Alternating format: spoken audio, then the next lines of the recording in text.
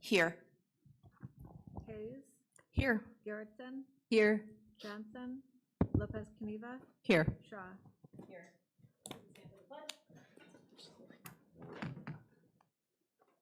I pledge allegiance to the flag of the United States of America and to the republic for which it stands, one nation, under God, indivisible, with liberty and justice for all. All right. And you tell me, Dr. Shaw, if you want me to get the first search term, whatever.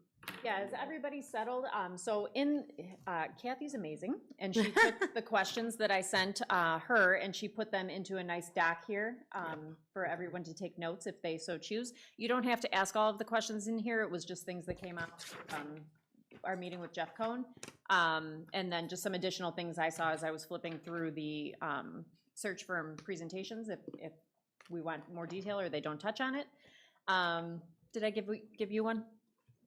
Is it hiding in here? She handed it out. I just handed them out. Oh, then no, I'm Okay. sorry. Thank you.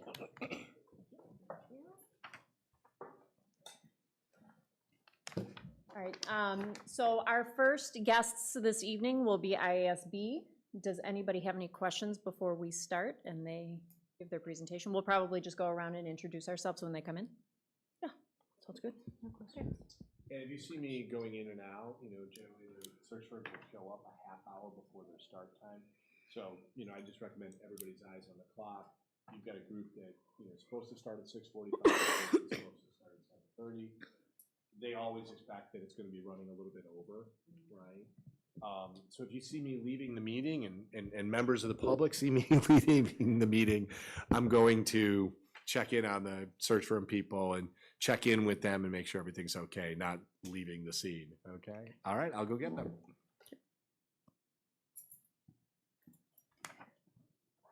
Veronica, what was the time schedule again? So 6:45, and 7:30. Okay. Thank you.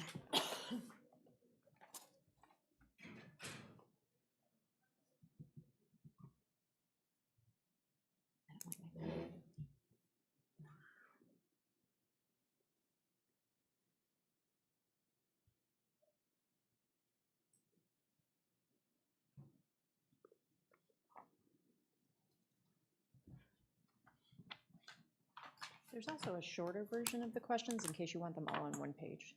So you don't have to flip. Oh, thank you. And then you can find it later and put your notes in.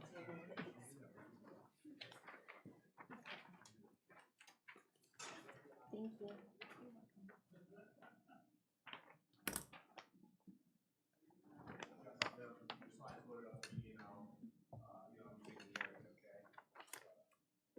Hi.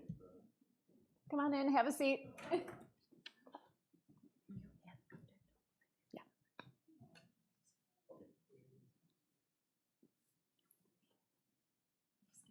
Oh, thank you.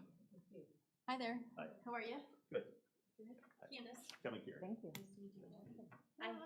Candace. Nice to meet you. Hello. Hi, coming here. Wendy, nice to meet you. Hello. Coming here. Hi, Candace. Hi, nice to meet you, Veronica. Hi, And we just have one individual. We can Wendy. leave it with Kathy if you like. She's gonna catch up with us after. Kathy. I'm Beth Flores. Oh, nice to meet you. Going around. Yeah. Going around. Watch out for the cords. Very nice to meet you. Hi, Veronica Shaw. Yes, our student board member.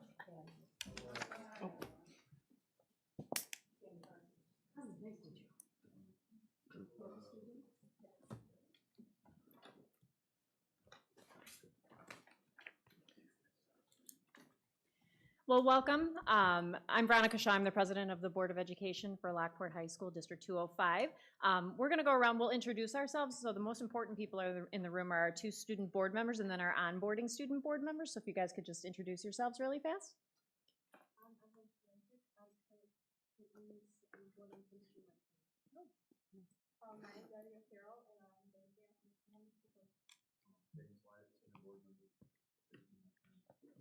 My name is Dayton Barrett. I'm going to be a senior next year.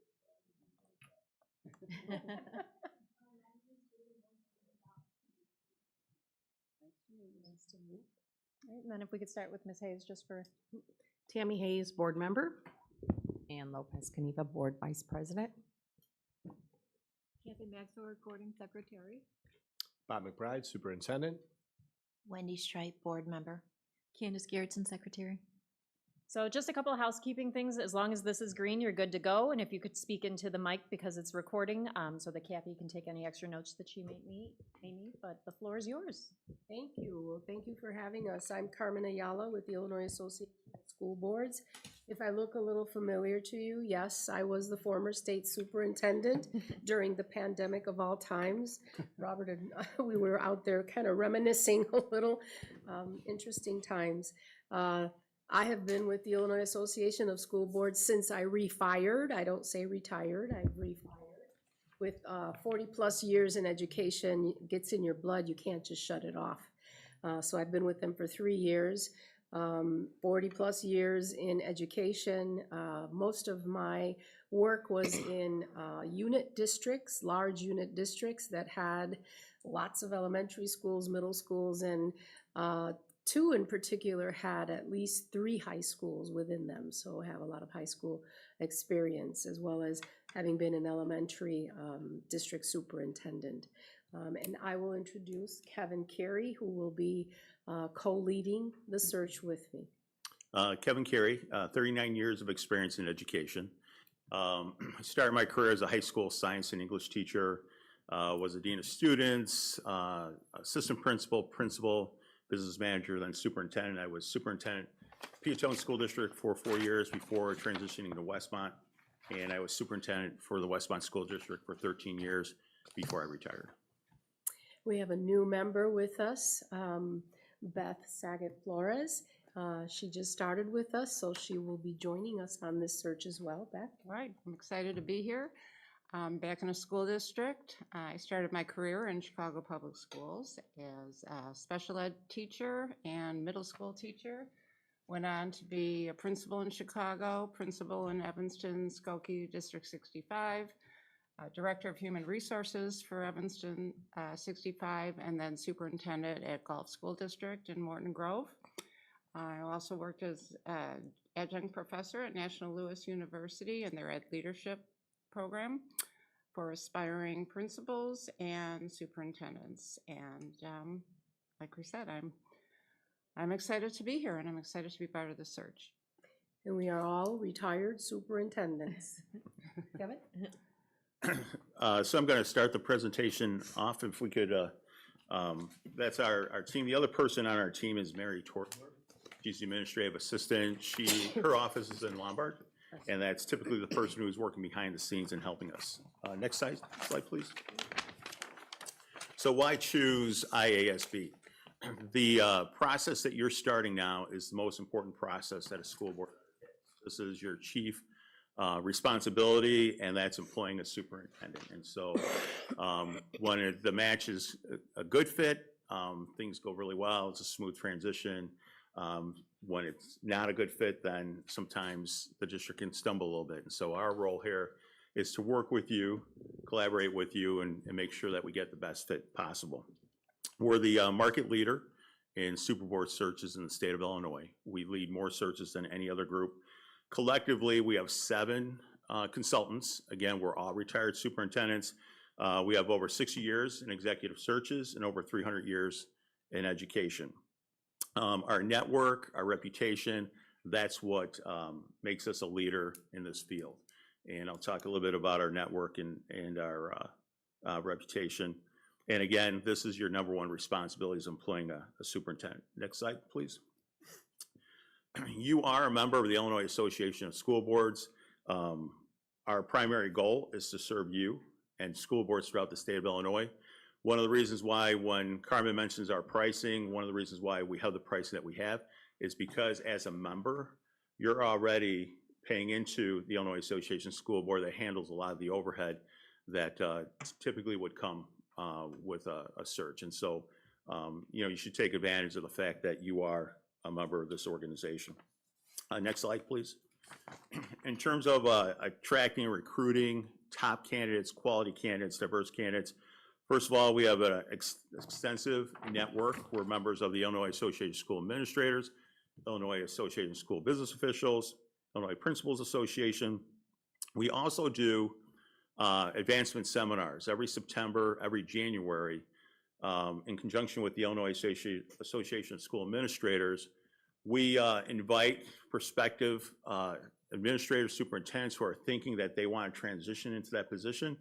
And we have a full-day workshop with those individuals. And it allows us to meet some of these candidates, allows us to take a look at who is out there and looking for this position. We do mock interviews with the candidates. And so that allows us to start to build a database. We have a robust nationwide network. We're a member of the National Affiliation of Superintendent Searches. We use Revelis for our application process. That is networked with 17 different states. So as soon as our opening is posted, that is also posted to those 17 different states as well. We're also a member of the Association of Latino Administrators and Superintendents and the National Alliance of Black School Educators.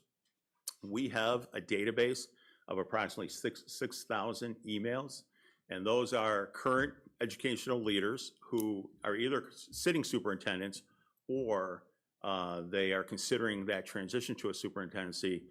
As soon as we have a vacancy, we email those 6,000 individuals. Throughout the entire process, they'll receive at least 4 emails about that current opening. And so, again, right off the bat, we have a pool of 6,000 candidates that we network with. Next slide, please.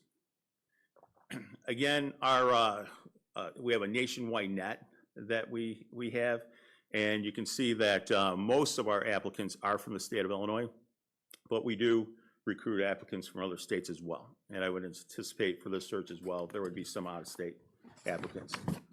Next slide, please.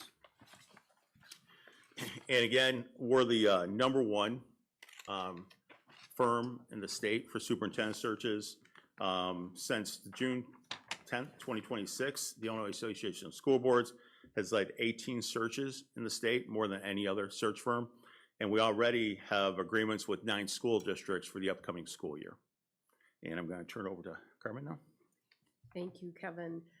With regard to the National Affiliation of Superintendent Searches, I just wanted to mention that that is a consortium of 39 states that we're a member of. And so the positions that we have that we're doing searches with get also pushed out to 39 states in addition to our Revelis system with 17 states.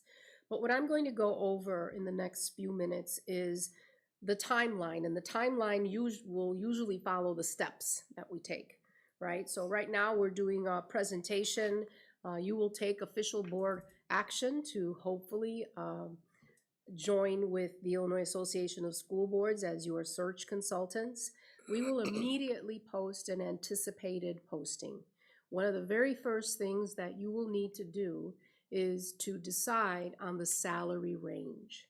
So a couple of years ago, that was put into law, and now in our postings, you have to put the salary range on. And we can certainly assist you with some researching of area and like districts to give you some ideas for you to look at.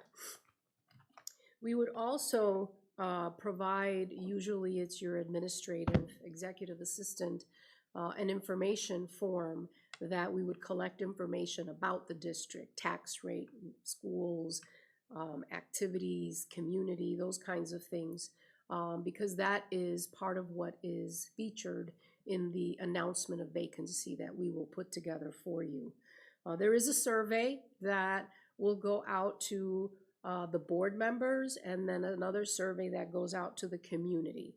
And by community, we mean the internal stakeholders, students, because you're a high school district, we want to hear the student voice. So they're invited to participate in that survey. Parents, staff, administrators, anyone who has interest in providing the board with some feedback. What we talk to the community about and make sure that there is an understanding, it is the board that hires the superintendent. What the board collects is the feedback from the voices in the community. In addition to the application, in addition to the backgrounds, checks of the candidates, in addition to the feedback forms and all of those things, they formulate this puzzle, right? They're pieces to a puzzle that then formulate, this is the best fit candidate for our district. And so we really make it a point to say it is the board that hires the superintendent. It isn't the administrators or the parents or the students, sorry guys, it is the board, right? So we decide on the survey when it will go out. We have translated that survey. I had one district recently, we had it in 4 different languages. So that is something that you need. We have that capacity and have the survey in multiple languages. The survey results are collected. We then put together a draft vacancy for you. We come back and provide to you the feedback from your community on what it is they are looking for, and a draft of that announcement of vacancy for you to look at and give us feedback so we can refine and finalize. Sorry, I have sinuses. The announcement of vacancy is then posted, and as Kevin mentioned, we network and post it out and work within our own network circles. We provide a deadline to apply, and I'm anticipating for this district around late October or so would be a good time, which would give a good 6 weeks of posting and networking and gathering applications and analyzing those. We analyze those applications around October, early November. Next slide, please. And then we narrow down the candidates, and I use a spreadsheet that has all those characteristics that this district wants in its next leader. And as I'm going through the applications, I'm checking off, do they have it, do they not have it? And that's how I'm really big on alignment, that everything is aligned to what it is that you're looking for. And that's how we select candidates that then we will screen. We do about a half-hour screening, virtual screening interview. And from there, we narrow it down to 6 candidates that we would then bring to you. So we bring you a slate of candidates. You will get the application, the reference letters, the cover letter, all the information on that candidate for you to then do your first interviews. We would help set up those interviews for you. You would do the first interviews, then you would narrow those down to your top finalists. Usually it's about 2. We can then have what we call stakeholder interviews, and many districts engage the community, where you would have an internal group and an external group as an example, and each candidate would have the opportunity to answer questions by each of those groups, provide feedback that we would summarize for you and provide for you. You would have a second interview with the candidate, narrow that down to hopefully your candidate of choice, your best fit candidate. And we're with you every single step of the way. There are a couple of options that you can select. Next slide, please. And here's where we have what the search would cost for Lockport Township High School District. And our fees are based on enrollment. Okay, so it's not based on location or anything like that. It's not based on your EAV or anything like that. It is based on student enrollment.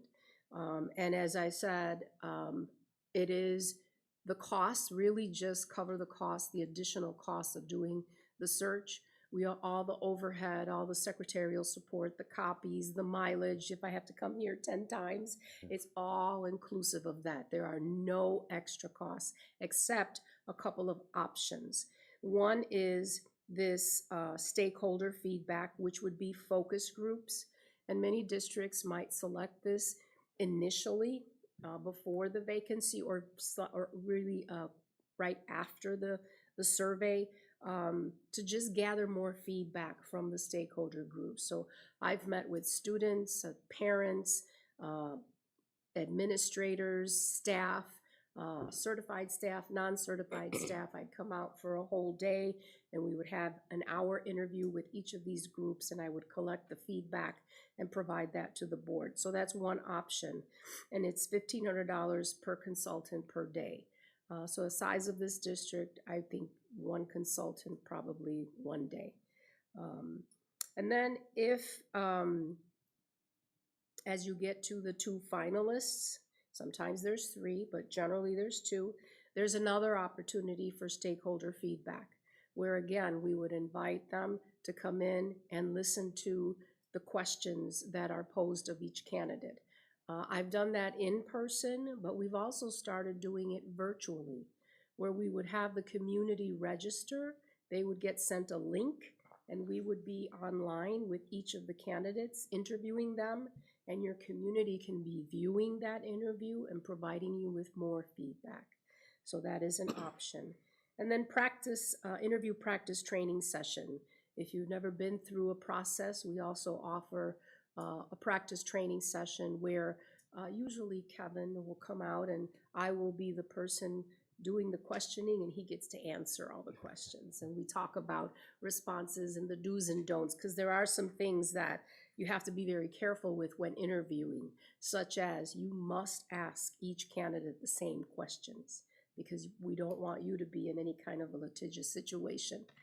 So we go through that training, and those are basically the options that would be added to the search. Next slide. Right after the search, we try to shoot for the first 6 months after your new leader has been selected. Included in your base search cost is a complimentary, we call it Starting Off on the Right Track. And it's really a good workshop. It's a team building workshop between the board members and the new superintendent, and you put your agreements together. What do you expect? What does the new superintendent expect? And it really just gets everybody on the right starting point. Next slide, and that's complimentary.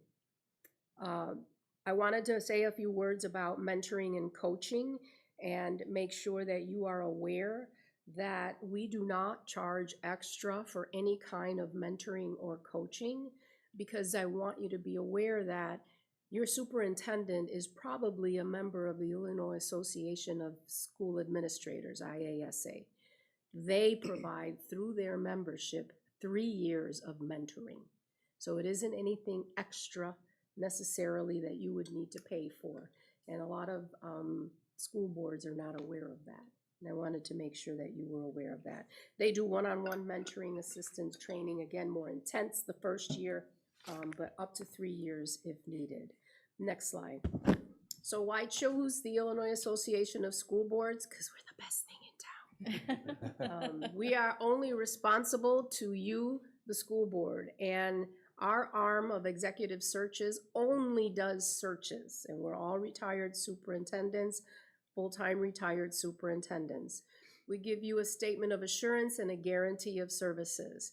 We will work with you until you find your next leader. If that means we go through this process and for whatever reason you didn't like any of the candidates, we will redo the process again. That's our assurance. The other guarantee of service is that if for whatever reason, and life happens, the new superintendent doesn't complete their first full year, we will do the search again for you, okay? So I wanted to make sure that you were aware of that. We have been in almost every single county in the state of Illinois doing searches from the southern tip to the northern tip. Last slide, please. And so as we've mentioned, you're already a member of the Illinois Association of School Boards, and we are prepared to be your partner in the most important decision that you have to make. So with that, we will entertain any questions. Did you want to add anything? Done a nice job. So when you talk about the superintendent mentoring process, how do they pair superintendents in order to success for that person? That would be with the Illinois Association of School Administrators, so we don't do anything with that part of it. But I'm going to make the assumption, like when I was superintendent for the first time, I was mentored with a neighboring school district superintendent who was of the same type of district that I was in. So we do look for that district match. or not we, IASA does. Okay.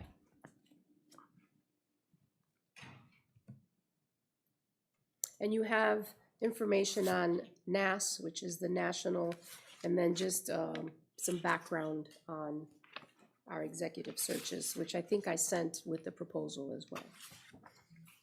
Sorry, I have a lot of questions. You guys mind? Okay.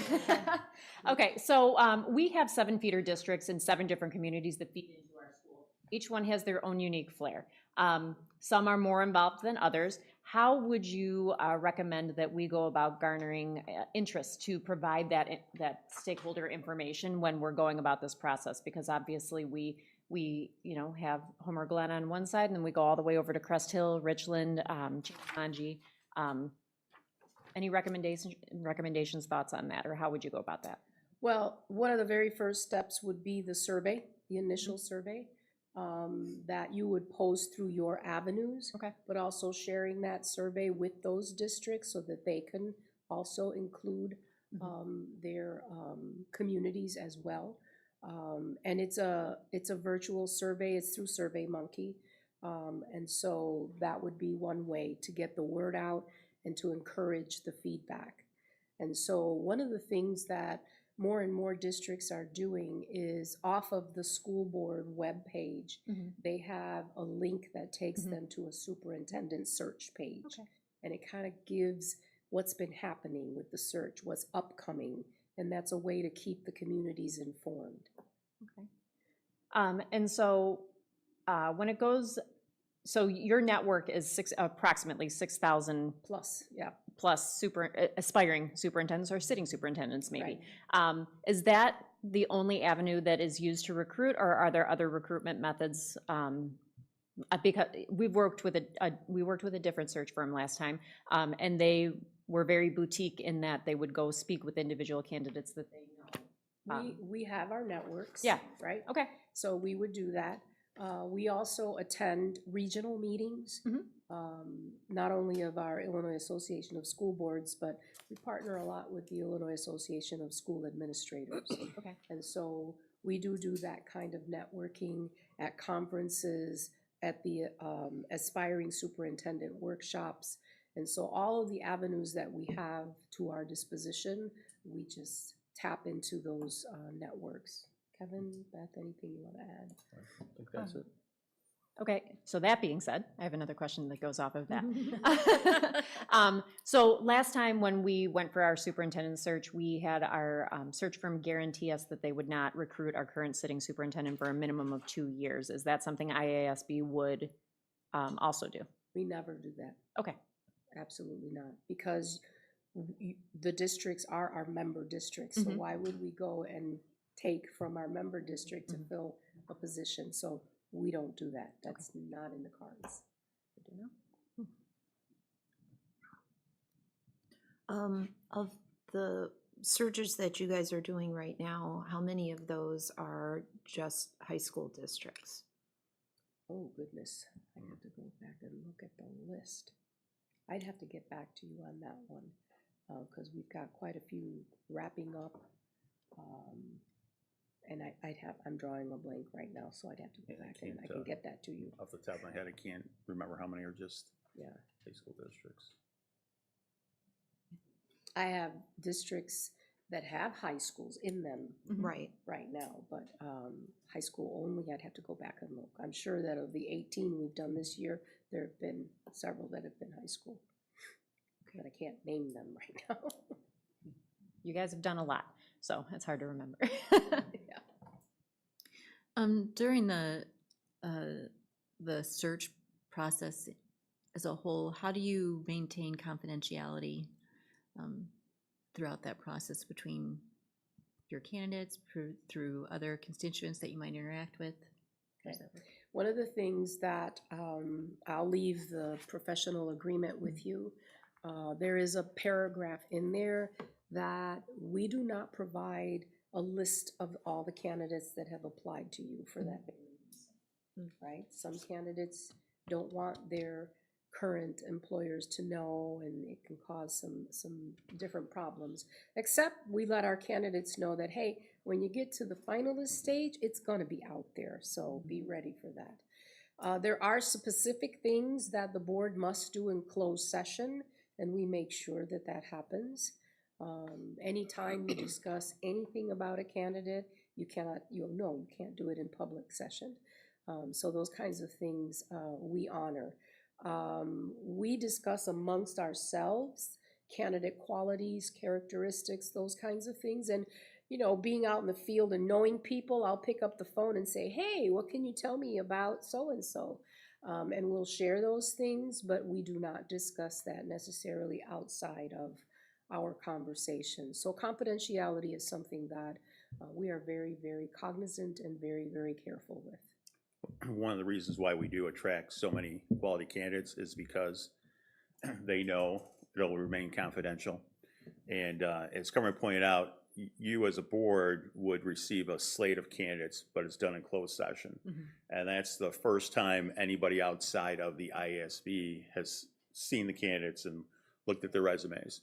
And again, the only assurance then is, though, once you become a finalist, and if you include the stakeholders as part of the process, well, then it's going to become public at that point. And typically, a candidate at that point would let their current district know that they're involved in a search. All right. If you select the stakeholder interviews, we ask the questions, or we have a specific list of questions that we give and assign, and they decide which question, because we don't want anyone asking a question, and then it creates a problem. There's certain questions you just simply cannot ask, but not everybody knows that. And so it's a very controlled, very confidential process that we take. Okay. We also encourage the district, and we're doing this more and more, when you get to your 2 finalists, to do that due diligence that only the employer can do, and that's that background check, right? You need to do that and make sure that that gets done. And we have places that we can recommend that you can have that done. Because that isn't something we can do. Again, legally, we're not the employer, so. Great. All right, are there any other questions? No? Well, thank you for your time. We've really appreciated you Thank you. coming out. Thank you. Thank you for for the speaking with us. opportunity, and I hope to be working with you. We're each relatively very close. We Oh, can good. come down anytime to address any need that you may have. Great, thank you. And I'll send you that list. Okay, thank you. Thank you.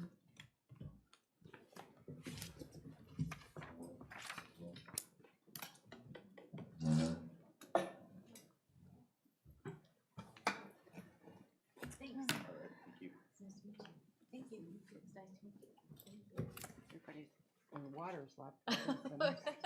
Thanks. I'm gonna walk this way. Yeah, I'll go this way. Thanks again. Thank you for the Appreciate it. opportunity. Send us a sign. Perfect. Thank you.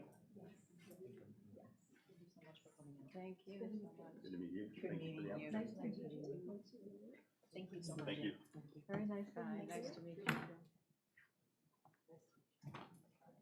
Thanks again. Appreciate it.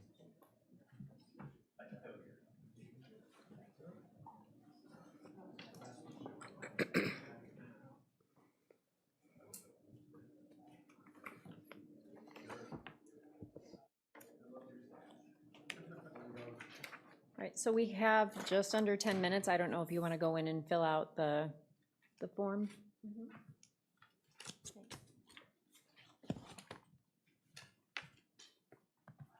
While it's fresh.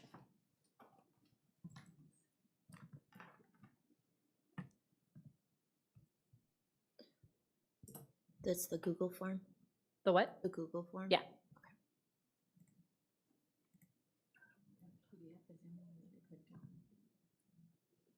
HYAs. It's okay.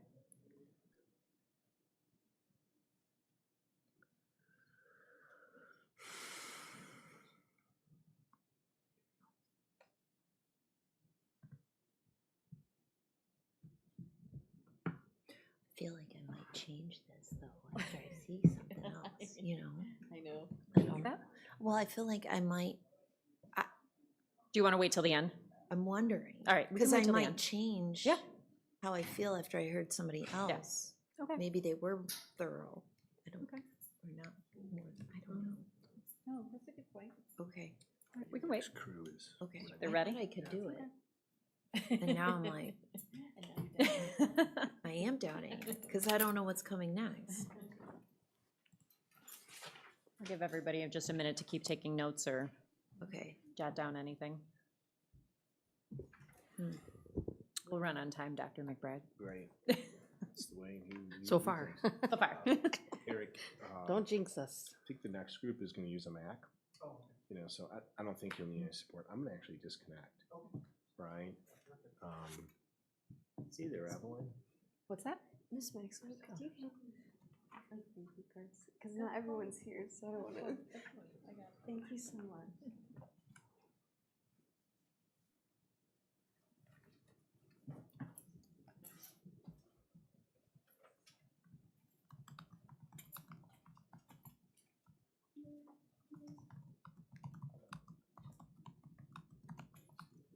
Are we on a break?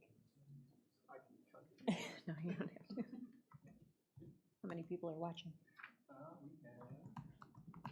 Oh, okay. It's probably Josh Oster.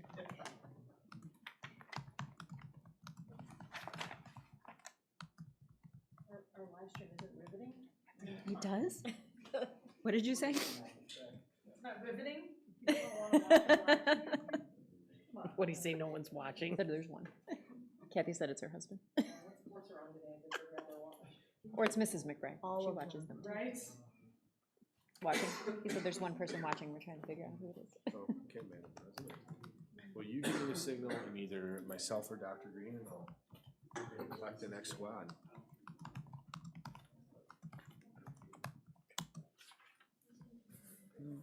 Is everyone ready? Yes. Okay. Okay. Hey, Dr. Greenan, do you mind going to get the next group? That'd be great. And they'll probably need a minute to set up. Oh, go ahead, yeah. They'll probably need a minute to set up because I think they're gonna use a Mac. So while you guys are saying hello and stuff like that, we'll make sure they get it up, Okay. you know, on the board and all that.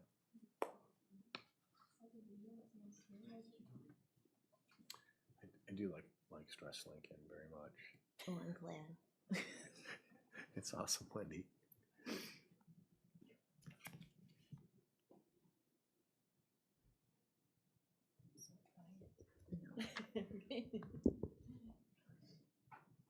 It's kind of exciting. My former boss, and before I came to Lockport, my former boss, Karen Sullivan, will be, Oh, really? Oh, yeah, that's interesting. she was, you know, the last superintendent where I was not a superintendent. I was a principal and she was my boss. Oh. You know, so fun. Yeah, you reference checked. Yeah, and her first statement to me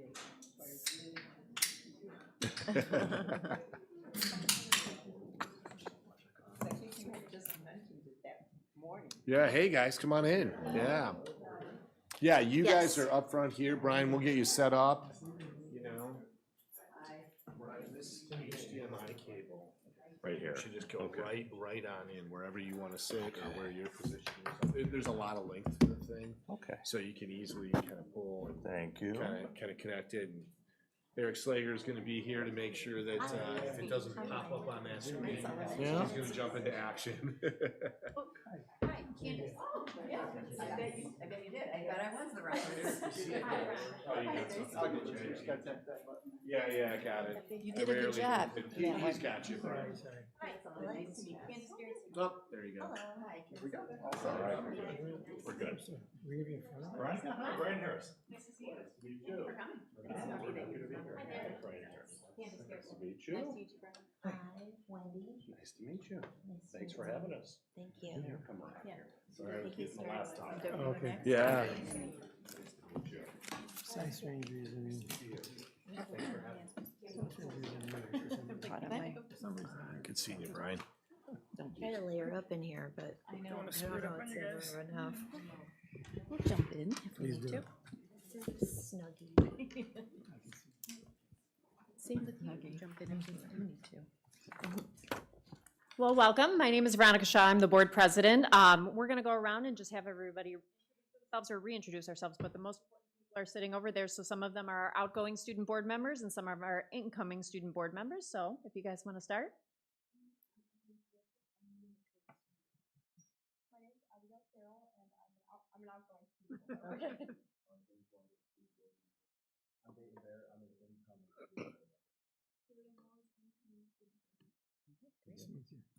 Tammy Hayes, board member. Ann Lopez Caniva, board vice president. Kathy Maxwell, recording secretary. Bob McBride, superintendent. Wendy Strite, board member. Candace Garrett's board secretary. So just a couple housekeeping things. Everyone's microphone is green. If you could speak into it for the recording, that would be great. But the floor is yours. Well, thank you very much. First and foremost, students, you're getting an interesting experience here tonight. I've done many of these, and this is unique to have students here. So it'd be interesting to get some feedback from that group. You know, we get it from board members a lot. So what a unique opportunity. They're always happy to give it to. That's so. right. We're happy to take it, you know, depending on how this all plays out. But thank you again to having us here this evening on behalf of HYA. We are excited to be here and help you on your journey to select your next superintendent. And hopefully we get that opportunity to do that. And you all have our proposal. We're going to do a high-level overview of some of the components of it. But certainly as we go along, we'll have to hopefully have a few minutes at the end to be able to answer any questions you might have, something we may or may not address, okay? As you know, it's your responsibility to hire a superintendent. As a search firm, our intent is to help you do that. Provide the support you need. Some boards need more, some need others, some want to, you know, we'll customize the experience. Now, we do have a process we're going to talk about this evening that has worked in a lot of places very, very successfully. However, every community is unique, every community is different, and so we will certainly work at the will of the board, meaning if there's something you want us to do, fantastic, something you like, I don't think we really need to do that, that's fine. It's just, we just need that direction, and we'll provide that customization. So the key components, though, is we want to make sure your stakeholders are heard through this process. It is the board's decision. However, you have an engaged, involved community, and therefore we know that, and therefore it's real important that we do this work holistically to be able to be inclusive in all aspects of that. The leader selection, the recruitment, the selection of the person, that's how we can help you navigate this important work. The superintendency is different than any other position in a school district. It's the CEO, it's the person that leads the organization. So all of us have sat in that seat. We all know a little bit about it, and we can certainly help the board navigate some of those challenges and opportunities. And finally, community leadership. This is your main job. This is probably the most important thing you do as a board is hire a superintendent. And you get the right person in that chair and that'll lead your school district. So we're going to briefly introduce ourselves, and then we'll get into a little bit of the details here. I'll start since I had the floor, then I'll turn over to my colleagues. I'm a retired superintendent, Brian Harris. I've been retired 5 years now, coming up on my anniversary in 21. I was superintendent in Barrington, large unit district, Northwest Suburban. Prior to that, I was superintendent in Wheaton-Warrenville for several years. Again, multiple high school district, large.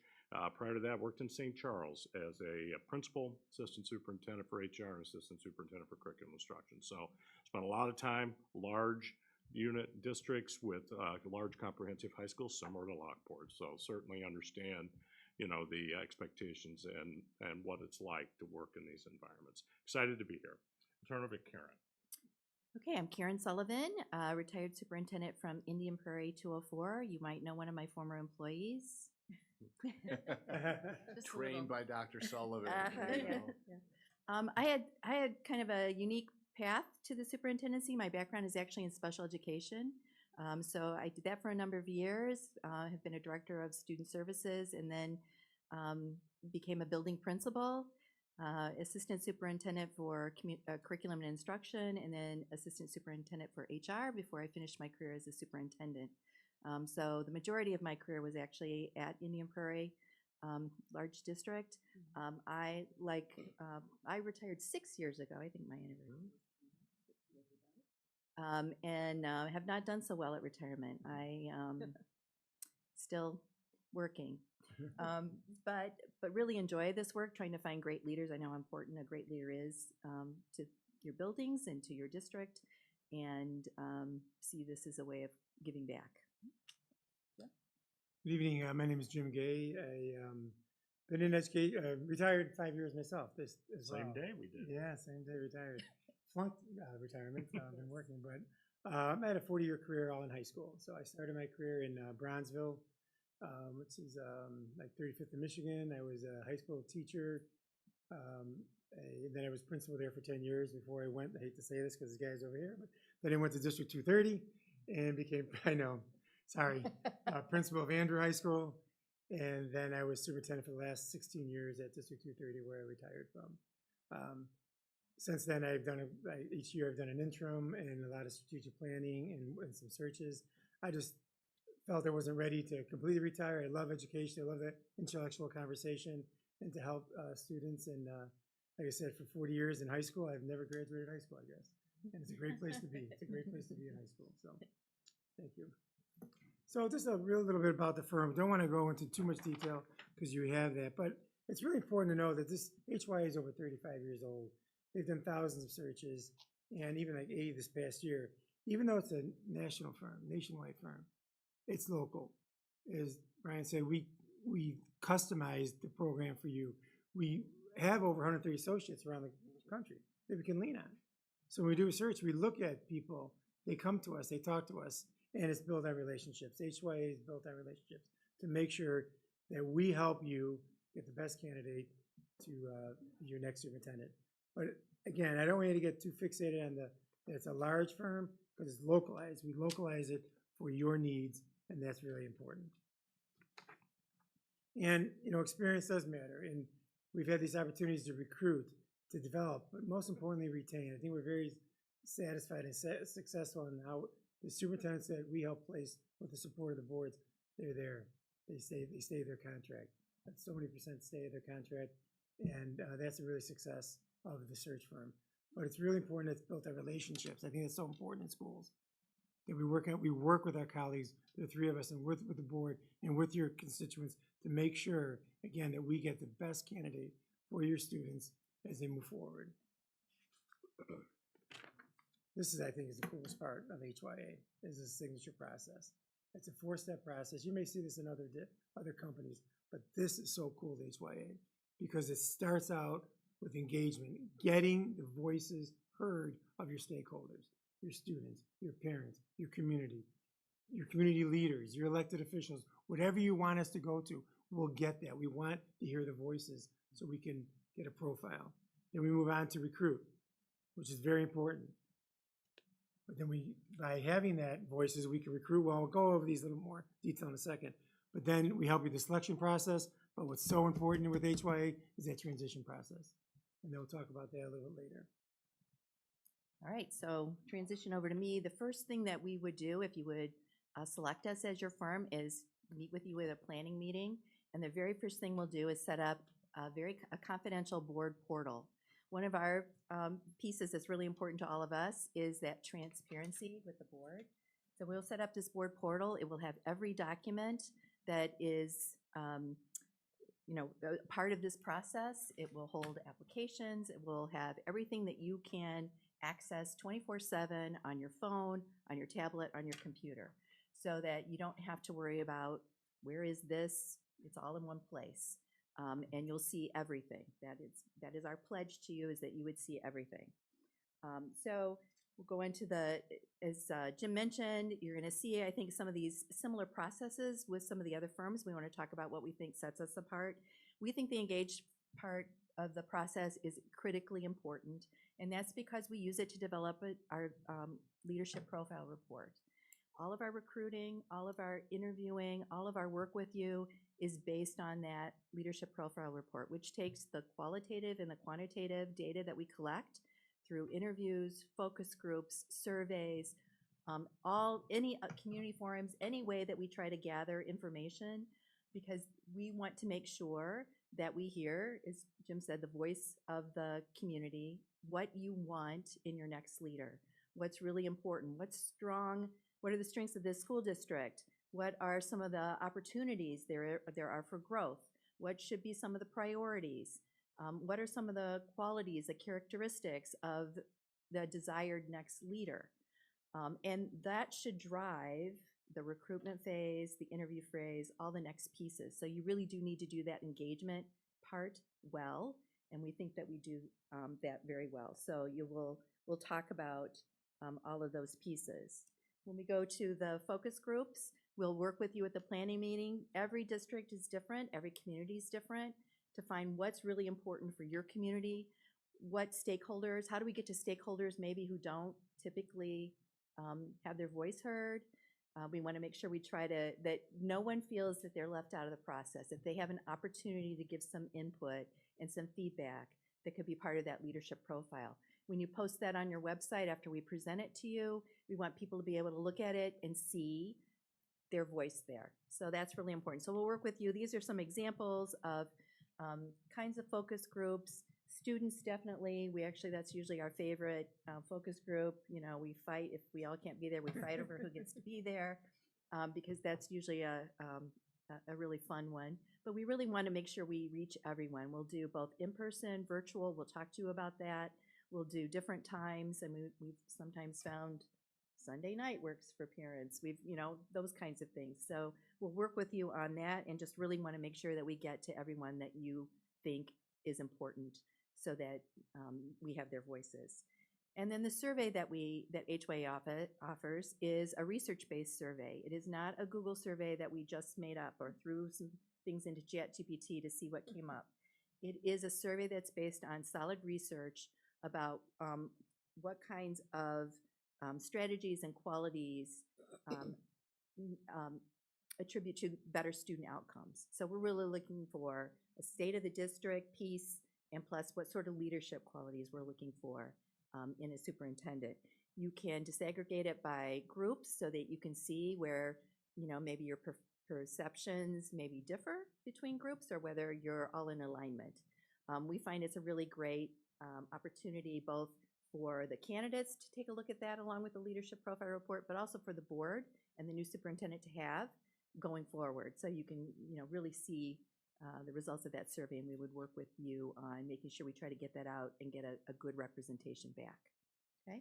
It's available in English and Spanish, and we can also do other languages. I think that was in the proposal for additional costs, but the Spanish version is actually translated. It's not a Google Translate. So we want you to feel confident in that. That was much fun as the engagement process it was. It is the most fun. It is the most fun. But then we get to recruit.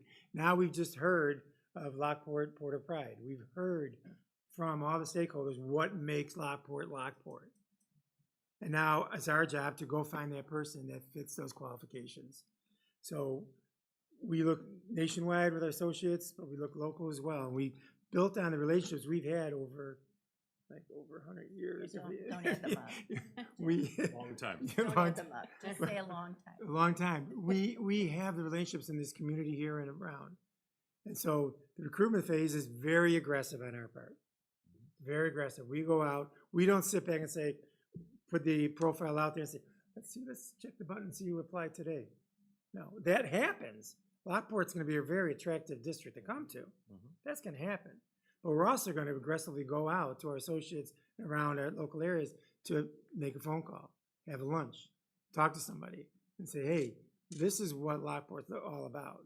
I think you could really fit the mold they're looking for. We don't have that power to say you're going to get a job, but we can maybe help you as you go to the next phase. So again, it's really important to know that we have a history of being aggressive to find the candidate, because our job is to work for you, to get the best candidate for Lockport. That's it. We customize it for you. And so you have that dedication and that promise from us. So we do the recruitment, and this slide kind of shows a little bit about some of the aggressiveness that we have. People who subscribe to our HY monthly annual letter, they're going online. They say, what are you searching now? What are you guys in control of, for lack of a better word? What are you searching? So they'll come and constantly update that and get to us as well. But then we know where people are going. We know where people are looking. So our associates really work in communion with one another across the region and across the states. There are some candidates maybe outside this area that may be a good fit. You may want to listen to, you may want to talk to. And that's what this is all about. And then this recruitment is really a recruitment tool for us, and maybe Brian could talk a little better this than me. But it's a recruitment tool that we look at because it's constantly updating the profile, so we can then see who's looking for jobs and where we can go. Maybe Brian can talk a little bit about that. Yeah, I mean, we use an analytical approach. It's not just by chance, right? Our system allows us, we'll throw in the characteristics, they will pull out candidates and profiles that we should pursue. Even maybe somebody applied for a job a few years ago, and then if they, hey, this is a good fit for Lockport, we'll make the phone call. Yeah. And they may or may not apply, but many times when we make those phone calls, they may know somebody who knows somebody, and then we make the next phone call. That's how this works, but we use our data analytics to drive this. It's not just by chance, I think, and I feels. Okay, this is more about taking a more scientific, analytic approach to get the right people in front of you, so you have great choices to make. We hope we make your job hard. And that That's data our came goal. from the engagement phase. That's right. So from the engagement phase, we have that data points to look at. So it's all from your voices. And then in the select phase, this is the phase where one of the things that I think is really important to us is that you see all applicants, even the applicants that we think maybe are not the best fit. But we want you as a board members to see all applicants, because in the end, you decide who you want to interview. So for everyone who applies, as long as they're licensed, Yep. so as long as they're qualified, we will do paper screenings. We will also do screening interviews with them. We don't have stock interview questions. Our interview questions are going to be based off your leadership profile report, because we're looking for the match there. So we will do all that. We will vet them. We do off the resume background checks as best we can. That's one of the reasons why our associate network is so valuable, is if we don't know a candidate, there's probably somebody in our network that does. So while we know that people will put names on those applications, that people that they work with and that they know are going to give them a positive, we're looking for something deeper. So know that we do that, and that you will see every application. So when we come to you with candidates, we're going to come to you with a list of, you're going to tell us how many candidates you want. We're going to come to you with a list and say, you told us 5. Here are the 5 we think are the best match for you. Here's the next tier. Here's the couple that we think, maybe you shouldn't waste your time with. But we're going to show you everyone, and you decide who you want to interview, okay? When we get to the interview protocols, we will talk to you about, we'll do a board workshop for, the interview process, help you feel a little bit more comfortable, give you some guidance. We'll work with you on interview questions that, again, we're gonna push you to match that leadership profile report with your interview questions. We're very big on, at least in the second round, doing a performance interview, performance-based interview, where you might give a prompt and have your candidate do a presentation on something really important, maybe that came out of the profile. We'll push you, I think, to do that. We've found that is very well received by boards, and makes them see candidates in a different way than just question and answer. You'll do question and answer as well, but do something different. And so those are the kinds of, we'll go through some of those various kinds of protocols. And then we mentioned the transition phase, and this is, I think, a differentiator for our firm. We know that our success is based upon the fact that you have a good superintendent who you're happy with and stays with you, right? And we want that to happen. And to do that, we want to help transition this new candidate. So as part of our package at no cost to the district, your new superintendent will be enrolled in our Transition Academy, and we also allow the board president to also be enrolled. And we really talk, it's a 6-month program. It will be with other superintendents who are new to their role. They could be brand new to being a superintendent, or they could be a veteran, they're just new to a new district, and other board presidents. And we talk about some of the key things that new superintendents coming into a new district need to know. Transition plans, what are performance indicators they might need. We talk about evaluation and board relationships, and strategic plan, and how to align their work with the priorities of the district. So that's a really important piece, and I think a differentiator for HYA. And here's just a couple of the deliverables of what would come out of that. Karen just talked about it. Sorry, I wasn't advancing. You the didn't slide. advance as Yeah, fast that's as I right, sorry. talked. So therefore, this is the key piece here, the board president and the new superintendent both participate. I think that is a differentiator, something unique that our firm does. And it really, really has taken off, and it's been a great opportunity. So here's the draft timeline, and it's draft is the key word here. This is a typical experience for the timeline that you're on right now with your superintendent retiring, right? We anticipate you want to get this person hired sometime during the first semester prior to the end of the calendar year. However, it's your search.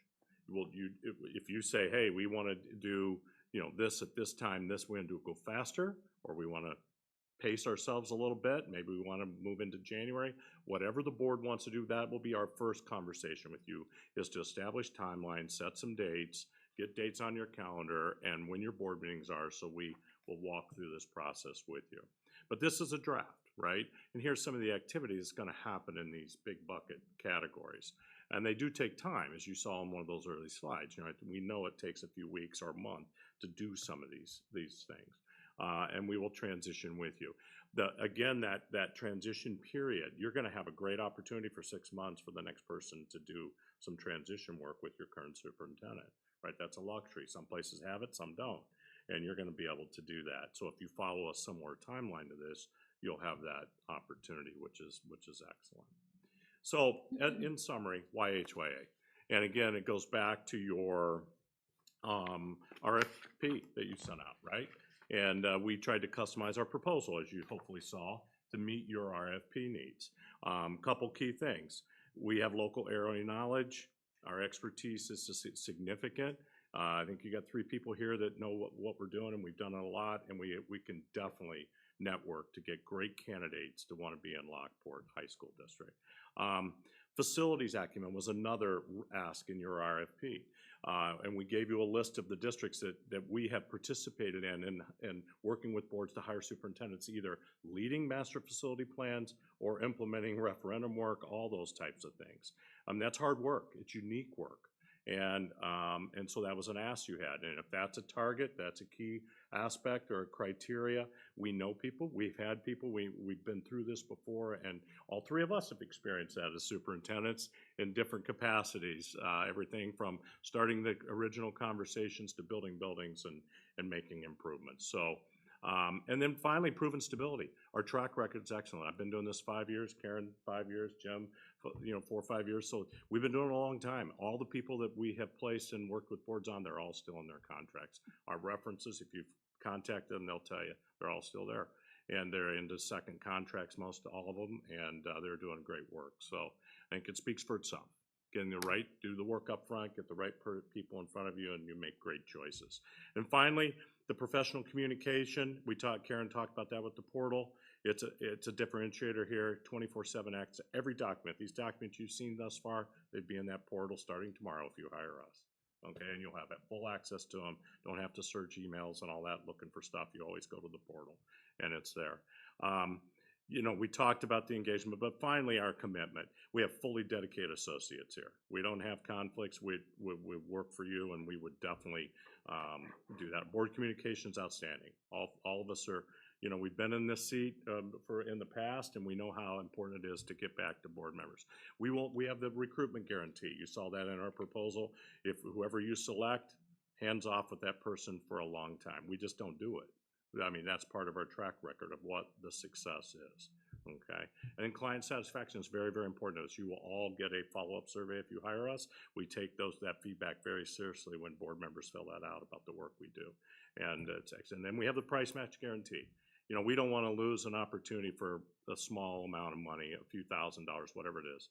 If it's comparable services, we will match any fee. You saw our proposal, but we want to make sure we're competitive and we don't want to lose an opportunity. So we say that and make sure. And we've adjusted before when we've had to and needed to make sure that the board's comfortable with where we're at.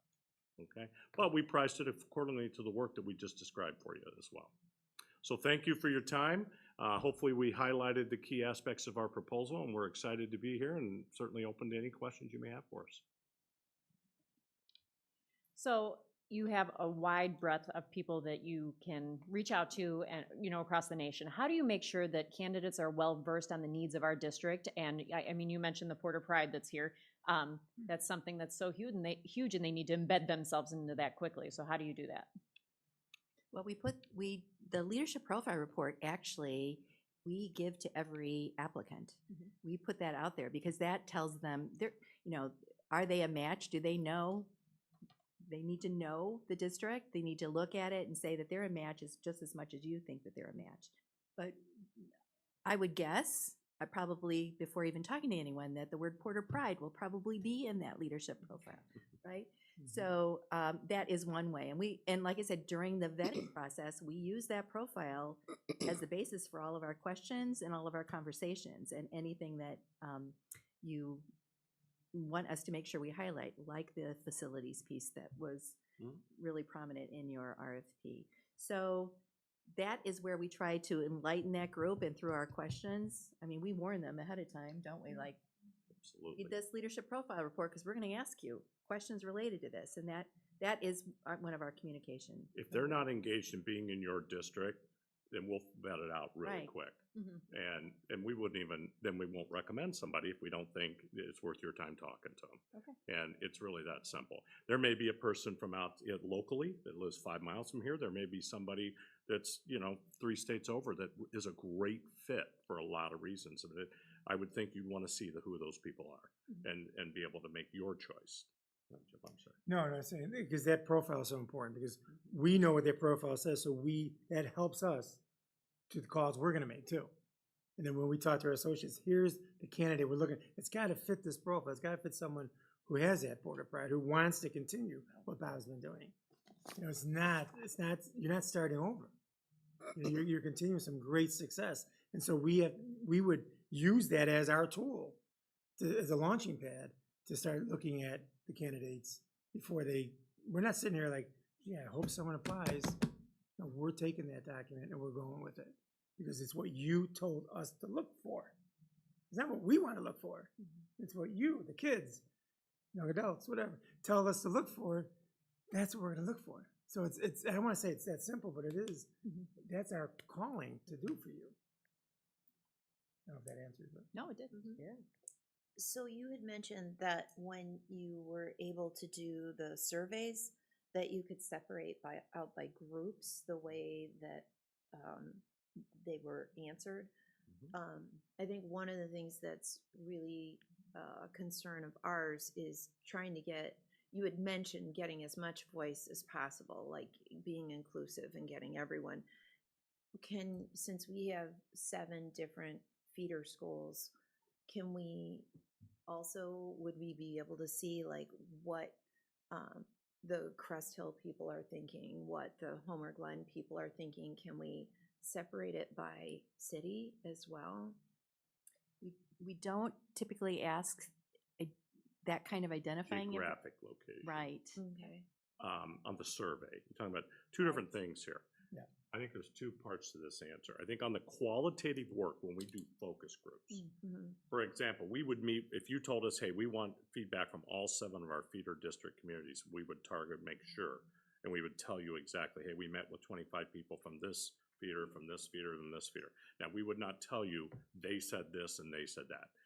Our job is to consolidate that. You're a, large high school that have to meet the needs of all kids. So what we would do is we would say, hey, we met from 25 people from each one of these, and here's what together they said, on a particular topic. That's the qualitative piece. That's the focus group.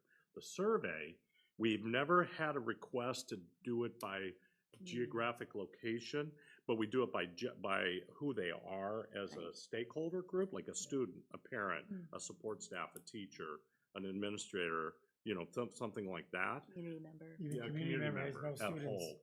Now, you could there's probably no divide students it in up some, I don't know. I mean, there are limits to that, we only have so many fields. That's something we would talk with you about. Okay. I mean, if we could do it, we just have to talk to we have back office staff that run this survey for us. It's really sophisticated and it's research-based. It's not us. We're not doing it. It's above us. Yeah. But we will do we will customize it the way you want on the survey. on the survey piece, that quantitative data. Does that make sense? And the results are so cool when you see them, because you see where each person, each group answered that question, and are they similar, are they way far out? You know, that it's a real It's fast it's great. visual, right? Yes, it's great information for the board. Yeah. I mean, for you to know either we're all tightly knitted together, we all perceive things the same way, or you've got one group who perceives things all the way over here and Mhm. you're over here. I mean, that's Parents just, may think differently on a topic Yes. than so. everybody, than staff, right? And Right, just so, for sure. it's just what it is. It's Yeah. just information Right. for you It's to good know. information for Yeah. you, and then you can dig into that later. Like, why is that? And Superintendent will have to Yeah. understand that, I was like, that's the other right? guy's And, job. and work hard. You know, if I'm a first person, you're a superintendent in a district, I want to know that. Yeah. So if I know I have to try and engage a particular group of stakeholders, I want to really work at that. And that's information we'll provide for you. I don't know So if that answered your question Yeah. exactly. with the Thank you. focus groups, because of the 7 feeders that Wendy had mentioned, sometimes participation in certain areas isn't the greatest. So how would you recommend garnering interest in coming out and in voicing? Go to them, I would suggest. 100%. We've done that. Like, we've done large high schools. Karen and I have recently. We went out to the different communities, you know, in a large high school district that we recently did. And we did community forums in different places. Go to where would be best, where you tell us, where's the best place that they'll actually come to the meeting? Maybe it's an elementary school in that community. Maybe it's a community building. Maybe Maybe a it's library. yeah, maybe a library. We've done them there. The other- Maybe it's. I was gonna say, the other thing would be to find a leader within that group that can help promote it as well, you know, so we'll go there, but also if there's someone, we'll work with you. Who might this group that you want to have come listen to, and understand that their voice is really wanted? And we try to engage them in helping us get people to come. We even could talk to the staff in your feeder district there and say, hey, help us here. We're trying to figure out a way. Many times feeder districts will help with this process, with high school districts. We've done that before too. And we have tools to get the invitation out. Okay. That you don't have to create everything, you know, as for the survey and all that kind of stuff. So you want as many bodies as possible to answer the surveys, as well as community members who may not have a student in the school district, but they're a contributing member of your community. You know, We'll ask so- the feeder districts many times send out the information Yeah. too. Yes. Just because they can connect with Yes. some real specifics. That's where we found success, but we're certainly open to different ways. And to that point, you said earlier, some communities, it's hard to get people in person, so we'll do a Zoom. Maybe they want a Zoom. Yeah. Maybe someone's like, don't do a Zoom. It's not gonna work, you know, that's cool too. And like Karen said, maybe it's a, Friday at 5 o'clock, because they know they have daycare issues, or whatever the thing is. We're there to get the data, to have the profile that you can use. So we're not tied to, 3 o'clock in the afternoon, so it's really wide open. You talked about your portal, which sounds great. How would you address any of the confidentiality issues or concerns that come along the way with having so much access? It's only you. It's It's only the 7 board. of you and the 3 of That's it. us. That's it, unless you tell us to give it to somebody. It's locked down. We control it, and we only give access to you. To the board. Yeah. 7 board members, unless you tell us to give us access to somebody, okay, which is rare. It does happen once in a while for some reasons, maybe like a administrative assistant or something, and maybe helping prepare materials. I'm just trying to think of unique circumstances, but it's rare. Doesn't happen very often, okay? So nobody else has access. We control it. As Brian said, you're not looking for things, it's in one area. Mm-hmm. How many We- times you scroll through text or an email, where is that, so it's nice. We have never had a problem with it. I don't even know how to speculate, because it's tight, it's controlled. When you were talking about the transition time with the 6 months, is that time customized to what the district might need, or it's? No, it's kinda a group. generic? It's Okay. a group. So they're involved with other superintendents and other board presidents are on this same call. It's virtual. Okay. Because it's people from all over. All over the country. Some will be regional, some might be, Right. district in Florida or district in New York or, Indiana or It wherever. becomes a great cohort Yeah. for the new Right. people to, someone else to call. You know, because it could be a lonely position. I mean, you know, it's so many places you can call. So you can call someone and say, hey, we're dealing with, you're dealing with this in that area of the state or a different place. You make those connections, and that's what's really cool about it. Here's the other thing, there is a fee for, like, there are districts who jump into that did not use HYA as their search firm. So they pay a fee.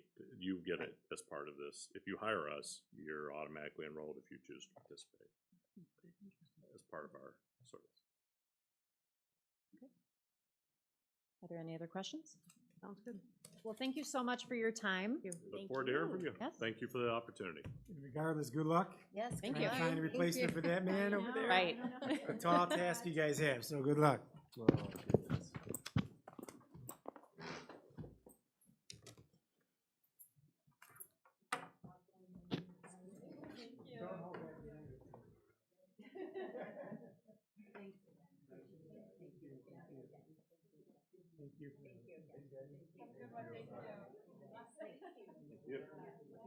Thank you. Thank you.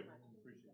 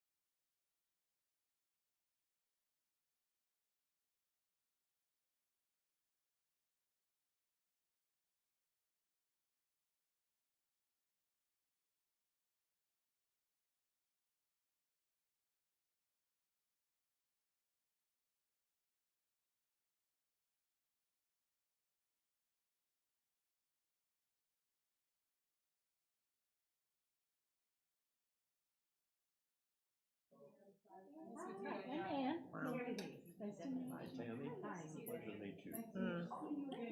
Well, that's good. I'm glad to hear that. Yeah, you guys are like, you know. Nice to see you again.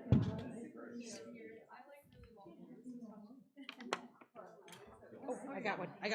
Sorry. Thank you. She handed it to me right away.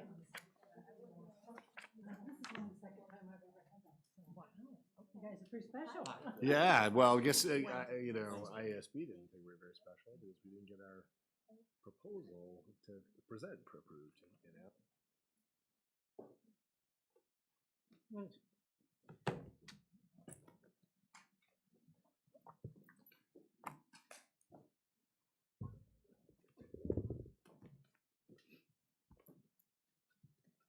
All right, well, welcome. My name is Veronica Shai. I'm the president of the Lockport Board of Education. So we're going to go around. We'll introduce ourselves to you. We're going to start with some more important people in the room, which are our student board members over there. So Nice to have you. Evelyn, if you wouldn't mind You starting. did, great idea.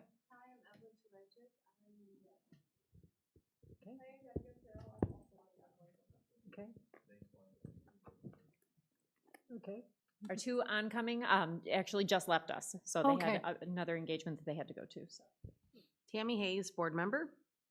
Ann Lopez Caniva, board vice president. Kathy Maxwell, recording secretary. Bob McBride, superintendent. Wendy Stripe, board member. Candace Garrettson, board secretary. Thank you. And then just some housekeeping. Your microphones are already green, so if you could just speak into them for the recording, so Kathy can. Great. We'd appreciate it, but the floor is yours. Thank you very much. Ann's going to start it off for us tonight. I'm going to introduce myself to you. Thank you for introducing yourselves to us. And then I'm also going to talk a little bit about our partner here who is unable to be with us tonight, Sheila Harrison-Williams. But I'll start first, and then as long as I can read the small print on my phone, I'll introduce you to Sheila as well. But my name is Ann Noland, and I am kind of excited to be here in the Porter Room. And I say that because I think it's such a cool mascot to have, the Porter Room. And I ran across somebody recently who graduated from here, and he told me, once a porter, always a porter. So I just think that gives your district such distinction and such a kind of a cool feeling. And as a search person, that's going to make our jobs a lot easier because you've got a good reputation not only today, but with your former students as well. As I said, my name is Ann Noland. I'm a retired superintendent from the southwest suburbs. And before that, I had just a very linear career as a teacher, a counselor, a principal, and assistant superintendent, and didn't really go out of the line too much, just stayed pretty narrow in my path to be a superintendent, and stayed in one district. I only had one superintendency. I liked the people I worked with, and I liked the kids, and I liked the community, and so, you know, a few dollars here or there weren't what I was looking for. I was looking for the position that I held.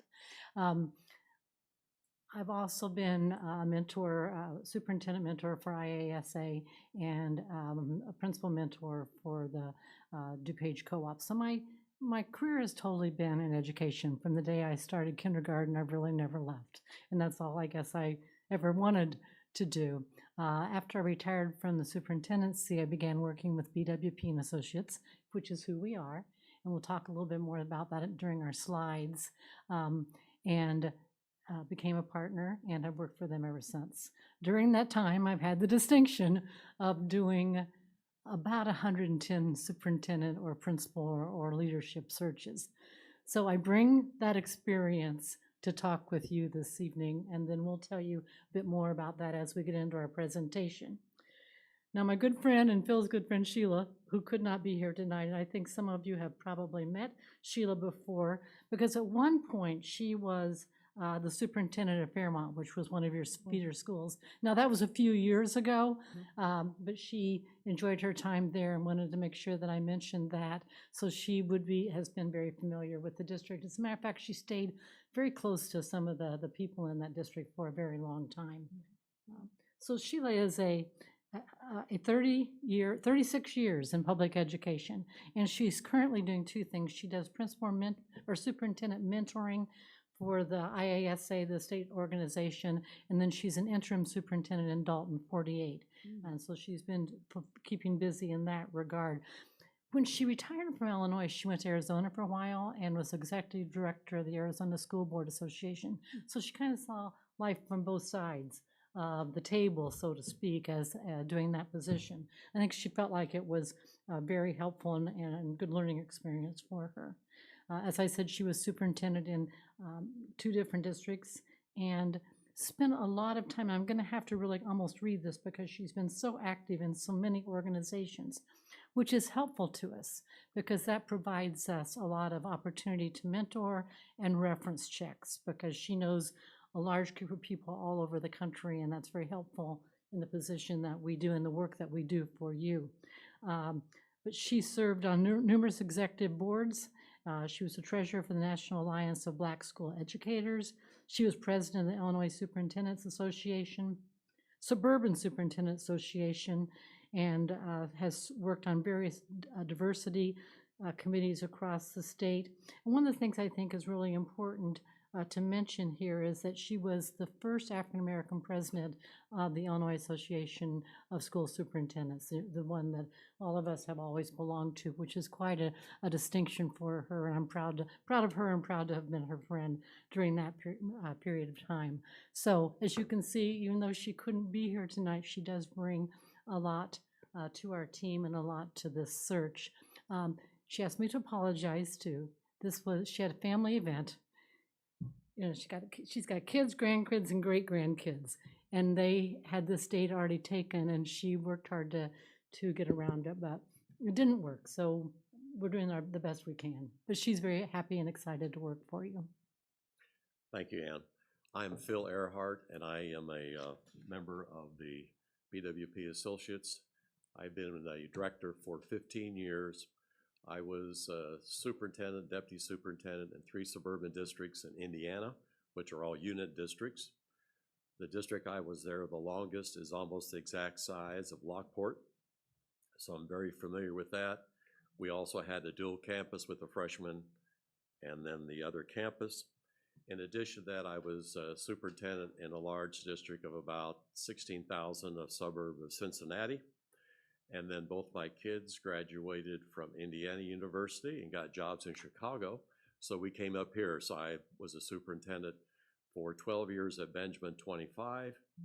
And then I flunked retirement and got a call to be the interim superintendent at Evanston. And did that during the pandemic. In addition to that, I'm also the executive director of the Midwest Suburban Superintendents Association. And that consists of 8 of the Midwestern states, and then superintendents are invited only, that you can't just get in there. It's invited only to the Midwest Suburban Superintendents. We hold 2 conferences per year. One of those is in January, and our superintendents go to that, and a lot of professional development we do. And then we have a second conference that we have in Chicago, which is held in July. And this conference this year is on AI, which you all know is a very hot topic. But in addition to that, that conference also tailors into the aspiring superintendents. We have a number of aspiring superintendents. I just mentioned that, but that casts my network quite wide as well as far as doing that. Yeah, let me comment on that. Phil and I were working together on a search in Minnetonka, Minnesota, 2 or 3 years ago. And it was a little bit later in the year than you're planning your search. So, you know, we really needed to have some quick outreach. And it was really his organization, his position in the organization that really helped us be able to do that. So that's why we tell you about our networking that we do, because it really helps us in finding the best person, not only in Illinois, but across the country that might meet your needs. Thank you. Next slide, please. Here's just a preview of what we'll be doing this evening, talking just a short amount about BWP so you know who we are, and then talk about this search, which is going to be customized. Every search is different, which we realize that. And then also we are very proud, and we'll give you some data on the track record we have on hiring diverse, qualified candidates, which we think is very important with that. We'll talk about the cost not to exceed, Why BWP? And then lastly, our record of success. Our goal, our mission for BWP is to do that search and to identify and present to you so you have a strong set of candidates who are very diverse and also very qualified for those positions to be your next leader. BWP is one of the oldest firms in the United States. We go back into the 1970s and 3 firms did merge together. We've conducted over 500 searches. We have 9 directors. We're very proud that our directors, we have a very high percentage of female directors and also of color, which we think is very important too. Our success, we had an independent study done. 99% of our placements complete their first contract. 95% complete their next contract. They've been offered for that as well. So our candidates really stay where they are with that. And we've never had a superintendent who's been dismissed for any type of malfeasance. On the next slide is just to give you an idea of some of the areas, school districts where we have done our searches. I'm not going to read through those, but as you can see, the vast majority of those are ones that Ann, Sheila, and I have done, and they're high school districts. I worked for 35 years in high school districts, unit districts, and very, very familiar with that as well. One of those 2 that we have done was the school district of Glenbard High School, which we did last year. We also did Libertyville, Vernon Hills. One that's very familiar to you and very similar is also McHenry. They also have a dual campus where they have a freshman campus in that too. So next we'd like to do is really get into the meat of it, and that is to talk about the different phases we have in the process that we use that will involve you in collaboration for that. Ann? Yeah, I'm going to take it over from here and talk about the process, because that's really what I think what you're probably interested in is how we go about doing this work for you. The phase 1 is the customizing and organizing part of the search, and that's where we meet with you, and we provide you with a variety of options that are proven to work. So we've got not just one proven, there's one overlaying proven way that works for us, but within that, we've got some options that work equally well, depending specifically on the district. And that's up to you. You know, we'll lay all that out and work with you and talk with you and answer any questions that you might have and be able to explain that. But you have some input into this too. You know, this is what you're elected to do, is hire the superintendent. So you bring that community piece that we know your community a bit, but we don't know it like you know it. So that's the piece that you provide for us by making some choices from some of the things that we offer as a firm that will work for you, that are proven to work for you. We'll develop a timeline, and we've got a sample one for you a little bit later in our presentation, but you are almost as ideal as you could get.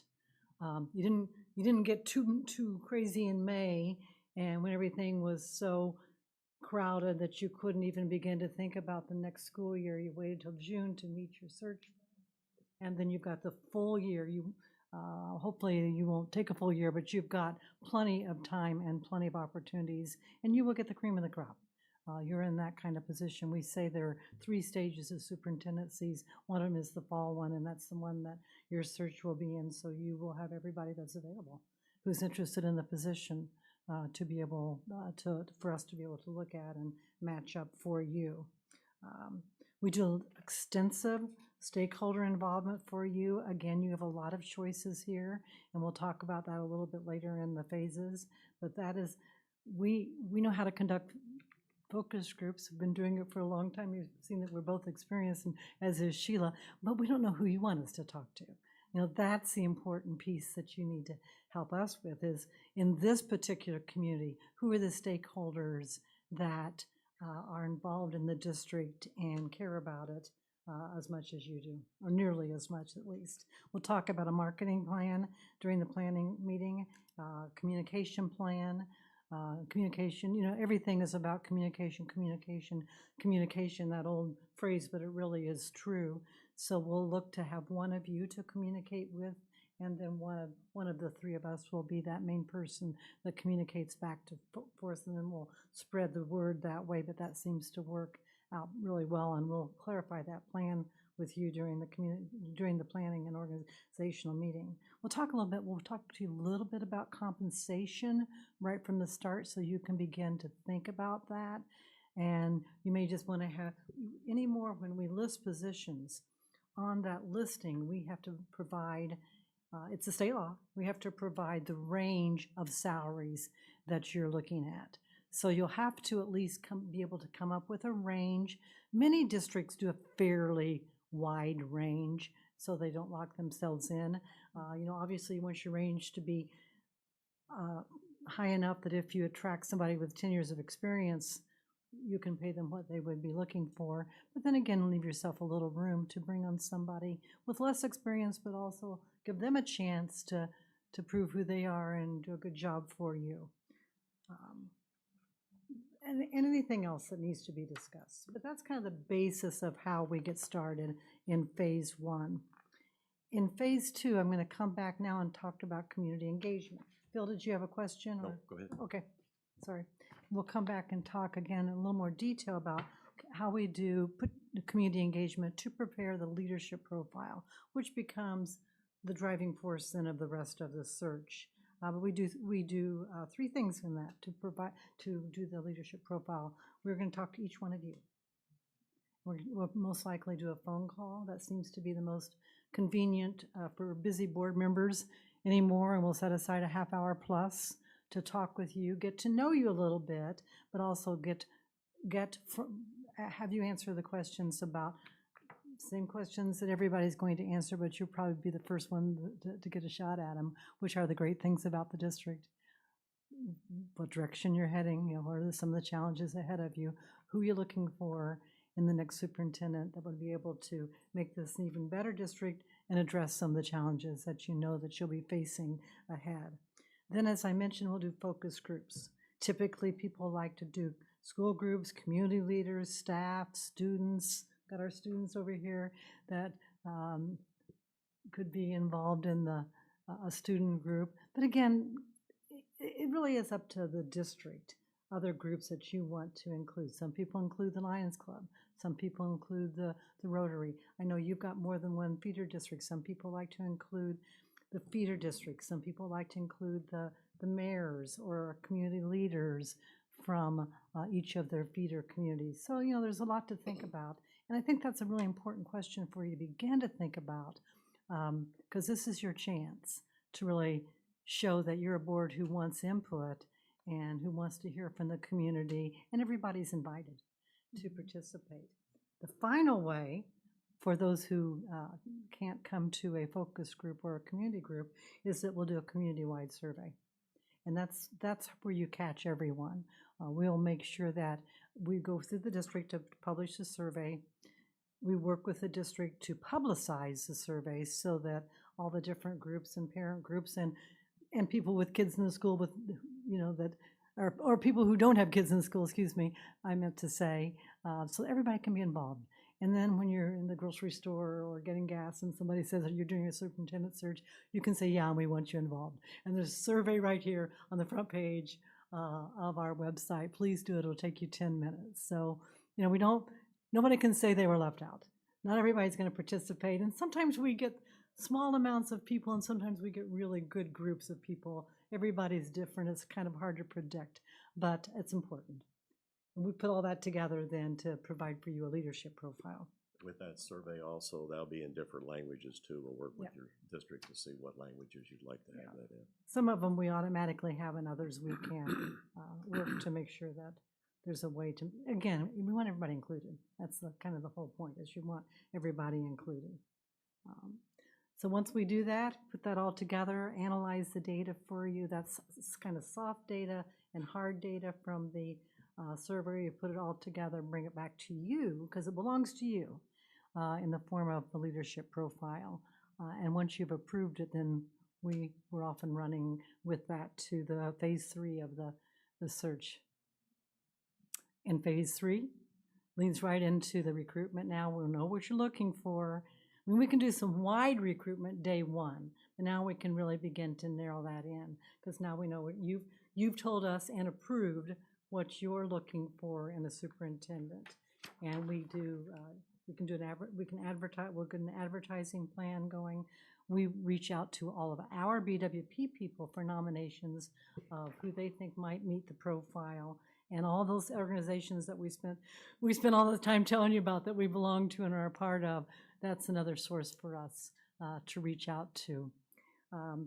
Another good point about your search is that the Illinois State Superintendents Association conference in Springfield is always in September. So guess what we'll be talking about if we're lucky enough to be working with you in September. When we're down there, we'll be talking about this search and who's interested, or somebody's interested, or maybe there's a shoulder we could tap to say, hey, have you thought about looking at Lockport? It's a great district, and be able, by then we'll know enough to be able to really talk in depth about the district. So that'll fit well into your calendar. From there, once we have the candidates, then we begin the assessment and the review part, which is our work, more behind the scenes. At this point, you don't hear as much from us, because we're doing the behind the scenes work at that time, doing our research on the candidates and doing the background checking and screening to provide you with a slate, which is phase 4 on the next page.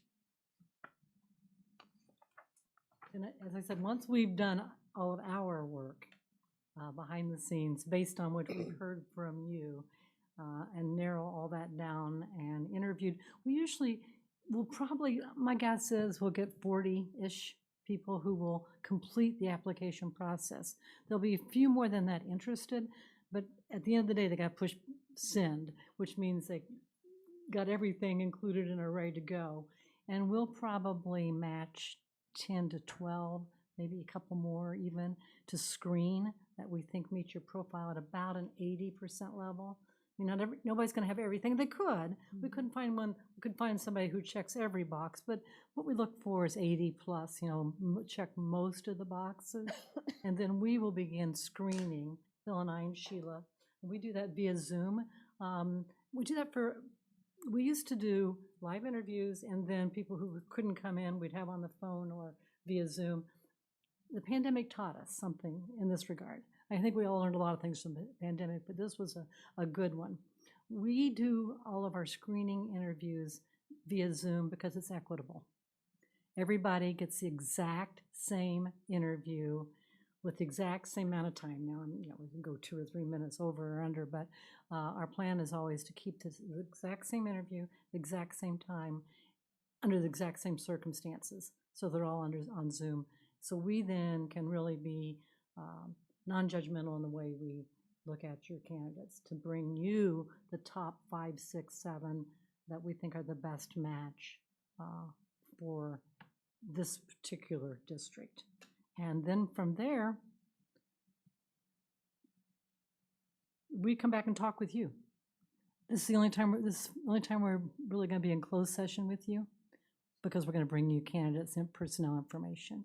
Other than that, everything that we do is just like tonight in open session, which is where it belongs, because you're going to conduct a community-wide search, and we're not hiding anything from the community, and we want them to understand the timeline and when we'll be present, when they could ask questions, when you're available to talk to them. But when we're talking about personnel, then we're going to meet with you in closed session and talk to you in detail about 5 to 7 of the candidates we feel are the best match. We'll tell you everything we know about those candidates and provide you with electronic files to review everything that we have on a candidate. So you'll each get once we've talked about the candidates, you'll get a password protected electronic file, which will then be yours to review and look at as you prepare to do your part of the work. Not that you haven't been working all along, because you are helping all along, but then you really are putting in the elbow grease to do the interviews. We'll do a training session at that time as well and help you get your questions. By the time we leave, you'll be ready to talk, and you'll have round 1 and round 2, and hopefully at the end of round 2, we'll have one finalist who will become the new superintendent of Lockport High School. So it's simple, you know, just a little work. And the hardest part for you is going to be able to find a date that 7 people can get together to conduct interviews with 6-ish people, in depth. And we want everybody here, and we want everybody hearing the same interview and asking the same questions. So very early in the planning, we'll encourage you to get some doodle going or something where you can get some dates saved once we have a calendar set up. But that's the hardest part. It really is getting those dates pulled together. Phase 5 is then kind of just the nitty-gritty things. Once you've decided who you would like to work with as your new superintendent, then there's some things you have to do. You know, you have to get that contract, which sometimes takes a little time. You know, you've got some help, and your candidate's going to have some help.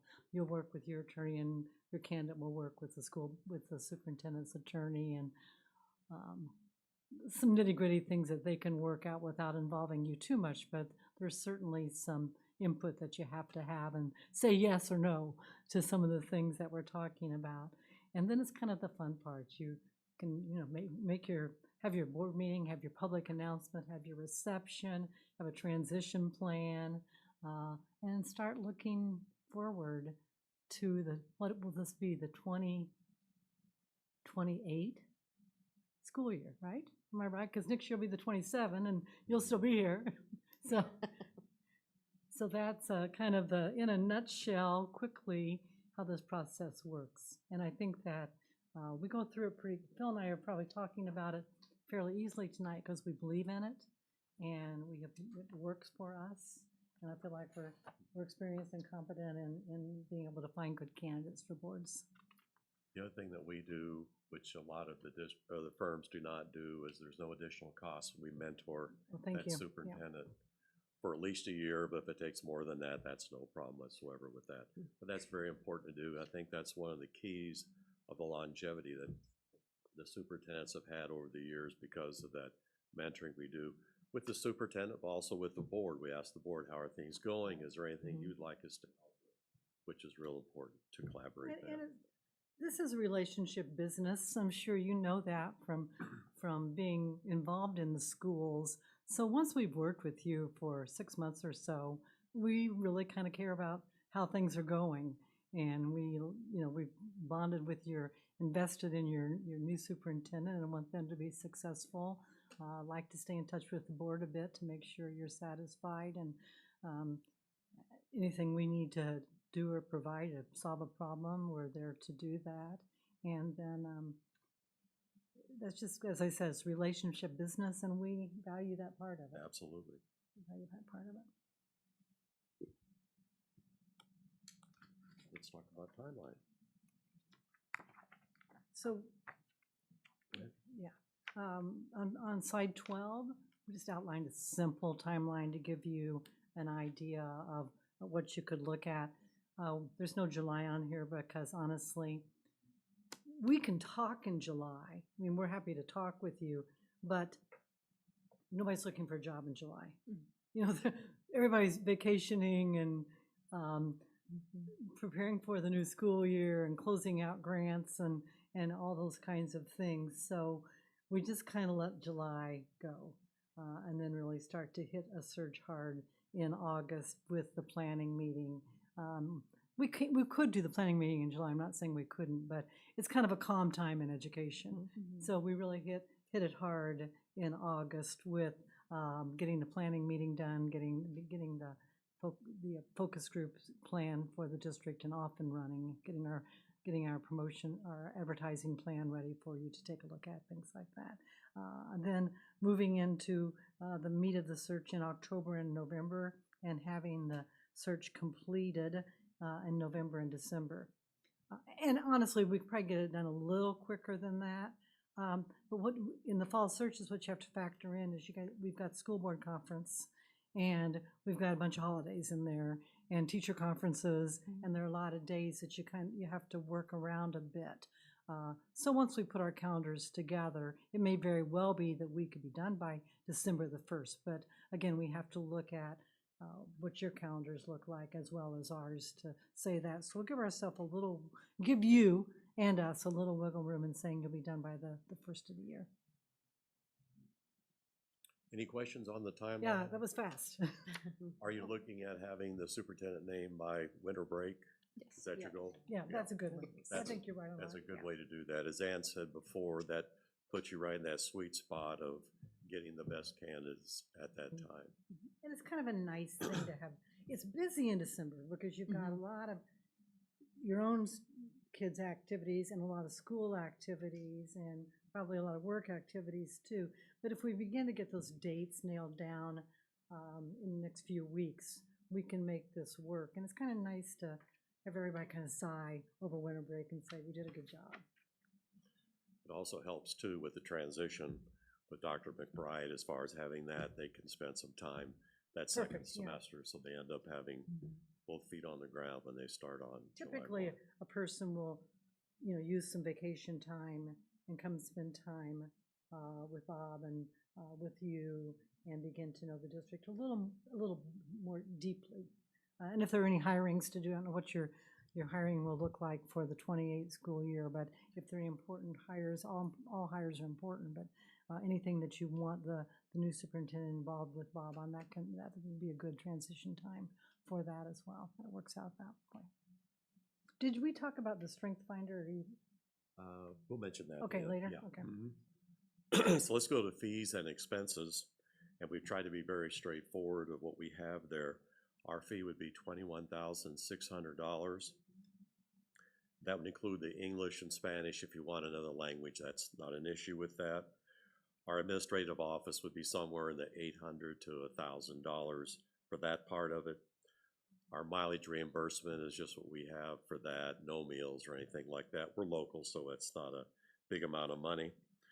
And then the marketing and advertising, as Ann mentioned in the planning meeting, we'll sit down with you and say, what different organizations do you want to advertise with? But usually you can look at around $1,000 is what that is. We didn't include that in there because that's up to you, what you would want to do with We'll that. put that together for you and give you some, Be there like a there are 4 or menu. 5 places we can advertise, and we'll give you kind of the pluses and minuses. And if we choose to do a couple places, we'll talk about spreading that out so you get longer coverage and different things like that to get you the best bang for your buck there. And so our total cost not to exceed would be $20,900. Do you have any questions about the cost or the fees? Okay. And then last would just be why BWP, and Ann and I will both look at this. And that is, as Ann said before, relationships are so important. You'll have our cell phone numbers and we'll be in constant communication with you. We also will work with your communication department on getting out, like when there's a survey to be done, the announcements for that. We'll work with them on that. We'll work with the communication department when we're looking at the focus groups. Who do you want to invite for the focus groups?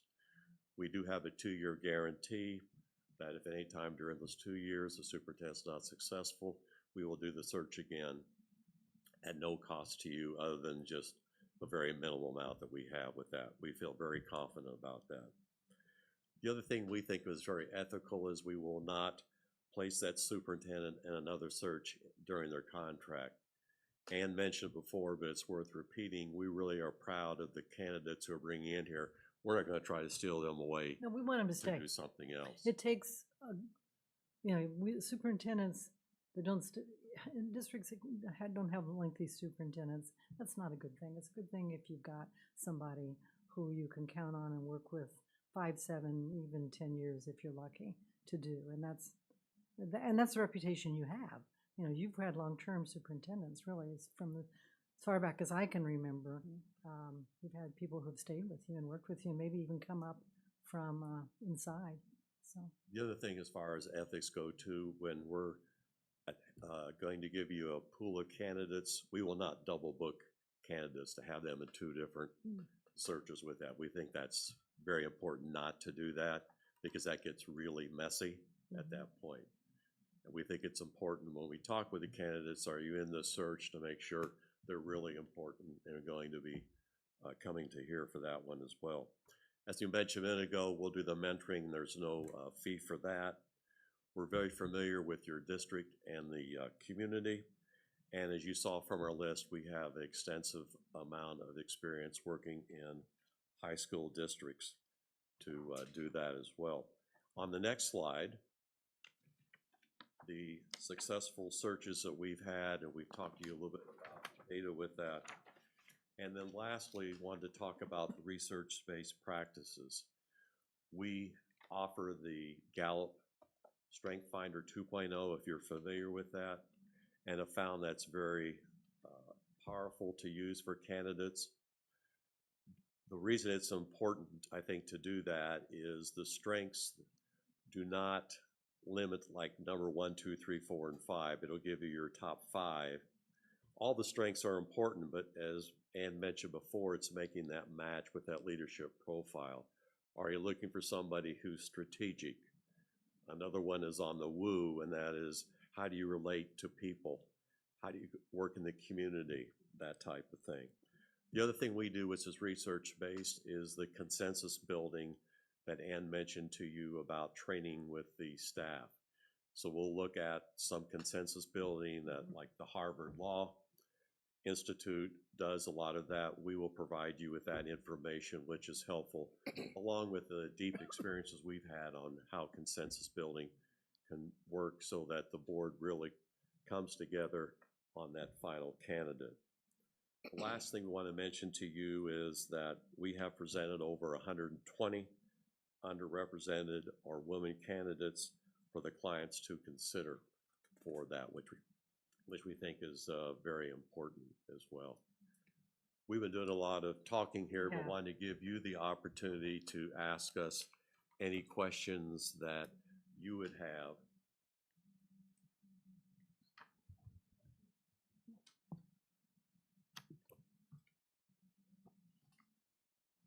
So how do you maintain confidentiality in a search? That's a great, you want me to? Go ahead and start, yeah, go ahead. Ann had mentioned about the different types of phase. Now the predominant one is confidential search. And it's important when we're talking about a confidential search, the process is not confidential, but the candidates are. That maximizes the number of candidates that you have with that. If you don't do that, you'll lose candidates very, very quickly with that, because if you're a very qualified superintendent, why would you want to put yourself out there to do that? We also emphasize in the training that we're doing too, that board members had to be very mindful of that as well. Because we have worked with boards who one person might go out and talk a little bit about a candidate.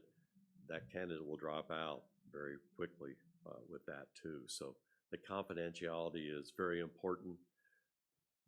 Probably the first question that the candidates will ask us will be, what kind of search is this? Is it confidential? The second one will be, how is the board? As I looked at your bios, most of you have either lived in the district for 20 plus years, you graduated from here. That tells the candidates you're committed and dedicated, which is very, very important. I'm sorry. I was going to say, the third question they're going to ask is, what's been the longevity of the superintendent? And your track record is stellar for that. And those are really very key points with that. And the last one they're going to look at is going to be where you're located. You're a suburb of Chicago, very close to the infrastructure for interstate, which is really key for that. And what did you want to say? I said they'll also, along with how long the superintendent been there, they're going to say, why is the superintendent leaving? And the perfect answer is retirement, because, you know, that's just like, okay, then they've had a good tenure, everything is in pretty good shape, and it is just their time to turn over the reins to a new leader with new ideas. And you know, that's how I felt about when I left. I loved my district. I'm sure Phil will say the same thing. I love my district, and I liked being the superintendent, but I got to the point, you know, where it was like somebody else's turn, and God bless them if they had some great ideas that I hadn't thought of, because I wanted the district to continue to do well. So I think that's how we feel about that. And so those are all good answers to those questions. I have a quick question. I know you did just ask us, and nobody asked, but I was trying to find my page on your. If we said it, we'll repeat it, no worries. No problem. So in your proposal, the consulting fee would not exceed 26.8. And then on the paper you gave us, it's 22.9. So I just wanted to. Oh, okay. Touch base on that. I thought I saw different numbers, but I had to pull it up just to That's a make good, yeah, okay.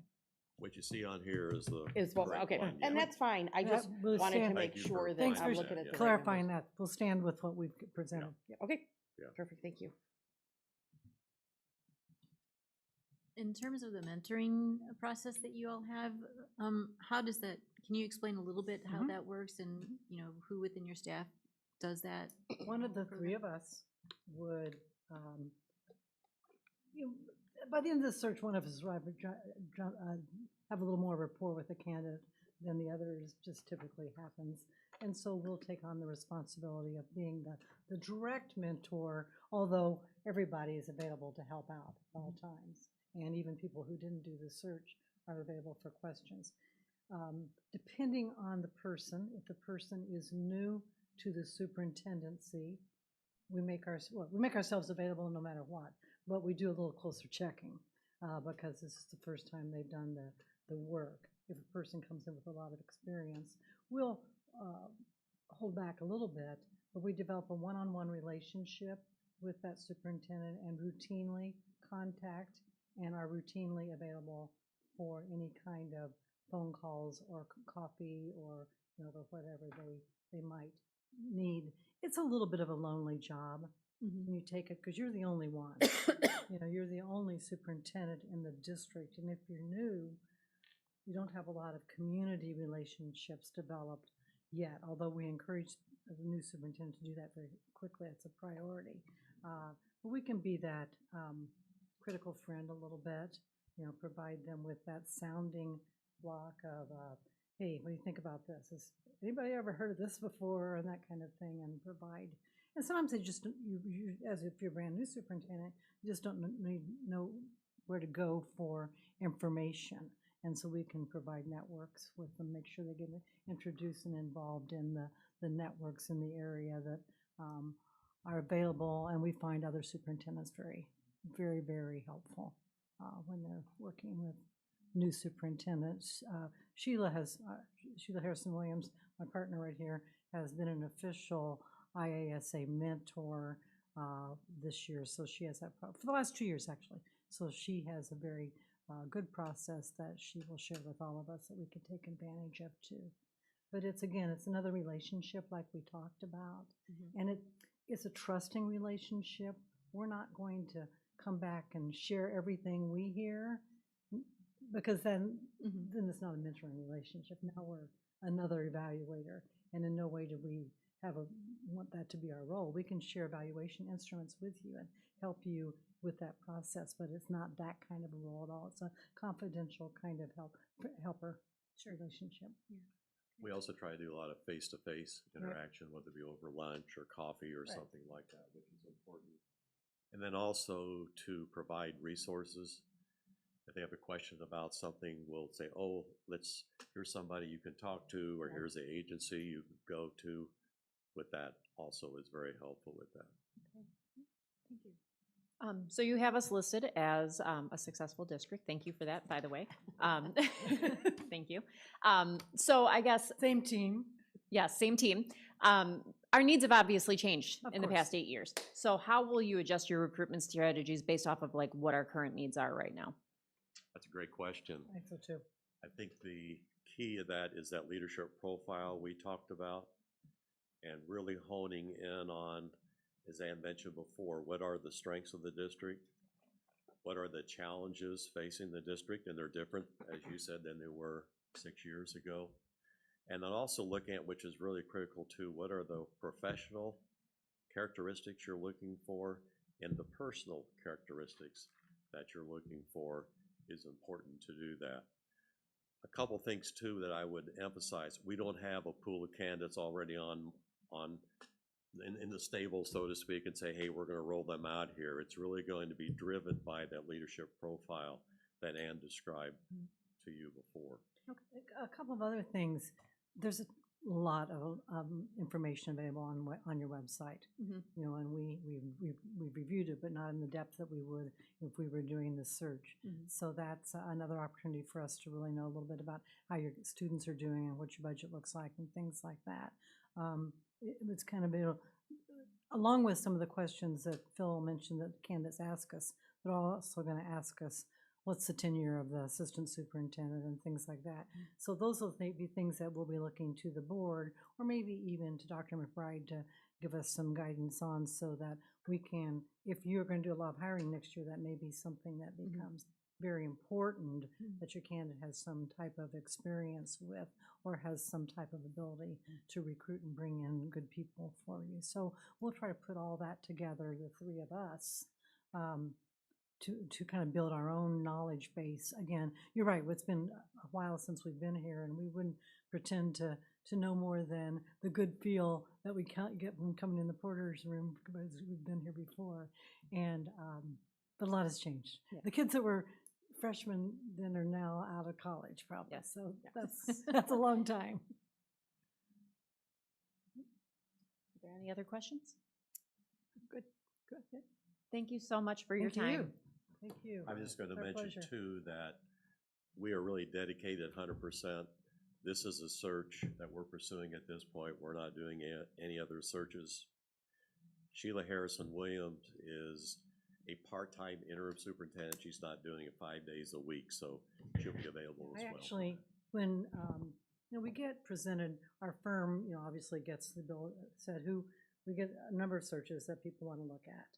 And I think Phil and I were the same on this. We turned down a couple because we really wanted to focus our attention on trying to work with Lockport High School. So it's important. It would be important to us. You're appreciate hearing that. Thank you. Thank you. Thank you very much. Thank you. Right.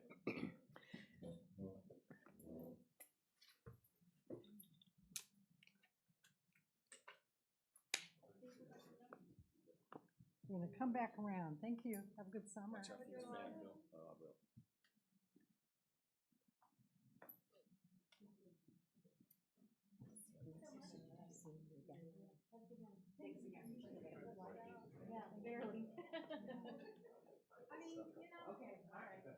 Nice to meet you. Thank you for your time. You have to do a little something, right? Right, I love it. It's like, are you going to make decisions now? So Candace and I are. Interesting.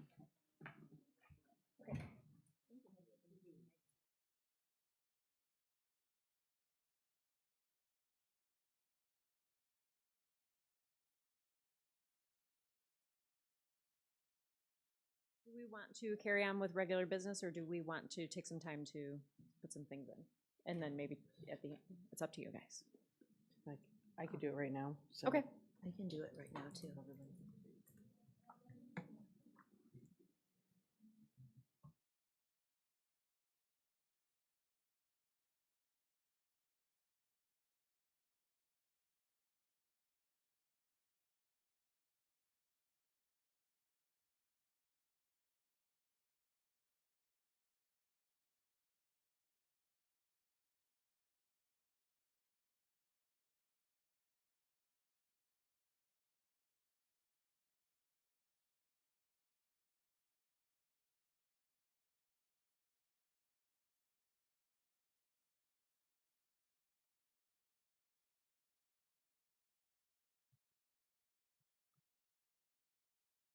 We don't need to do that right now. Do you want these three right now, or do you want everything right now? Well, I think if I can garner like the why of your opinions, I think we can get feedback from that too. Okay. But we can talk afterwards as well. Okay. Yeah.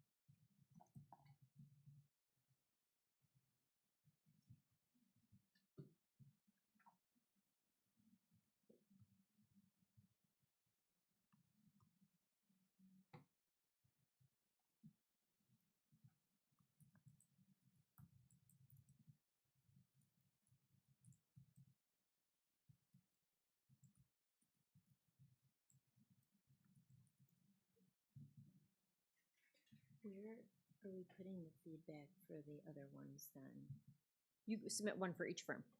Well, I did it for those three. Yeah. But Oh, the you- other ones are done. Okay. Yeah, so Oh, just we these don't want three. those. Okay, you Just just these want three. just these three. Yes. Okay, I thought you wanted them for the other ones No, I too. had that already. Oh, okay. Yeah. Okay, All right. When we went back to those firms that were not asked to interview, Veronica gave them some of the feedback as to the reasons why they Yes. weren't Mhm. ranked. and Okay. so that she's looking for things, this group too. okay. Yeah. I'm missing. Yeah, so. I the did one too. that we do- Sorry, I No, apologize. that's okay. I took it differently, like Wendy. Yes. So I did thought, what? I start- That's a lot of work. So for the two that don't get selected, she's just looking for some feedback. Okay. I submitted my other two. Yeah. Would it help if I put that in an email? Yeah. Since I submitted the. Yeah, that's not a problem. Okay.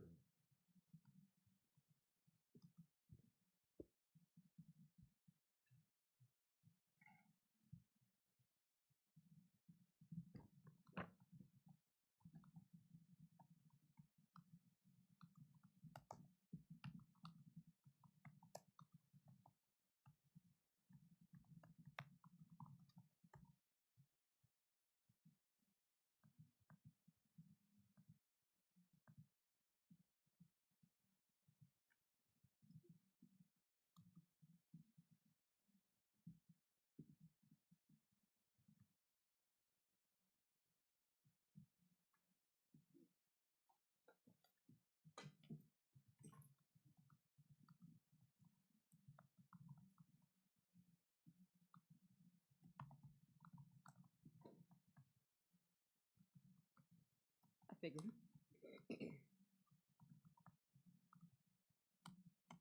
Mm. Thank you.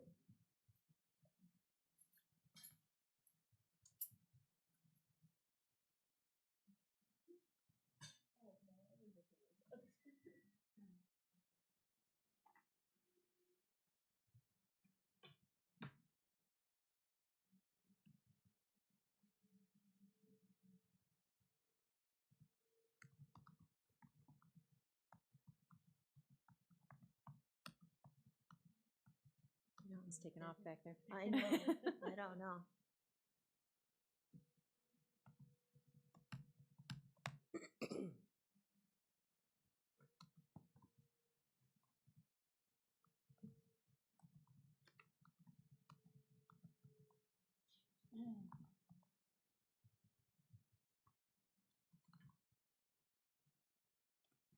Candace, did you hit submit on your BWP? Yeah. I don't have you. You didn't get it? No. That looks good.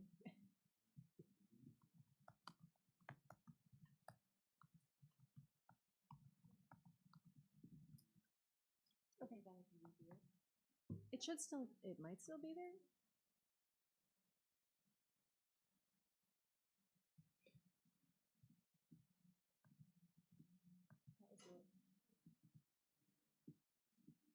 You might need to redo it.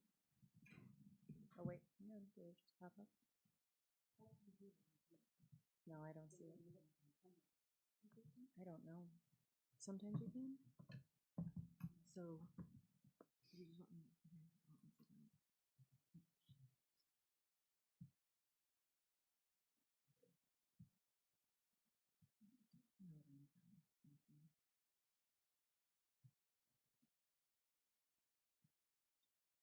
Oh, Oh. no, it should, oh, that's because I just started it.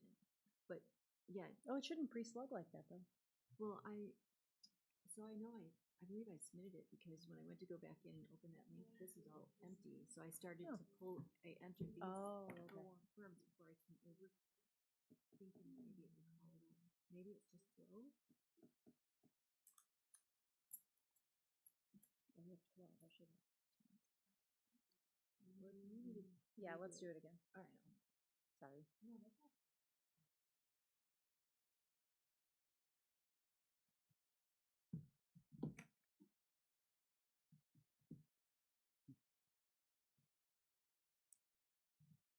Madam President, I don't know if you want these guys to sit up here with you and are you gonna debrief a little bit, or Yeah. are you? I didn't know if you were Letting doing the everybody get their form. thoughts in, so. Okay, yeah, I didn't know if there was gonna be, discussion, or if you, we're just doing this.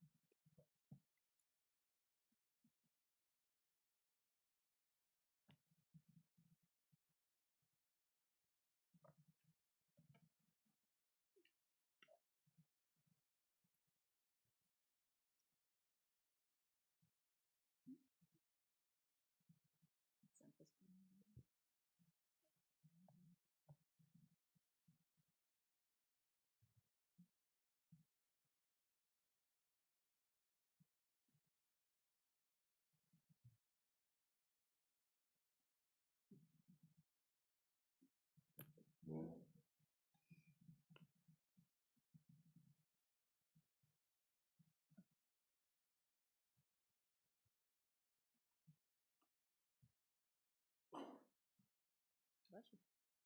Bless you.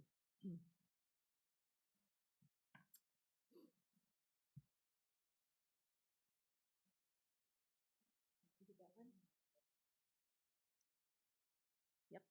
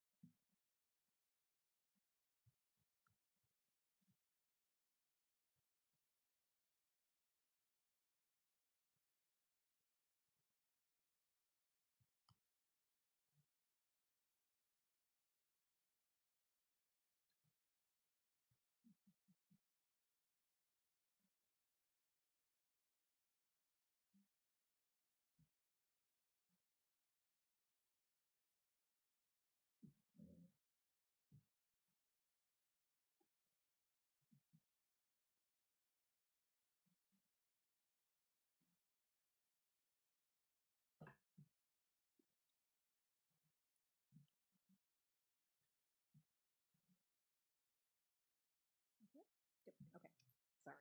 All right, student board members, do you want to join us?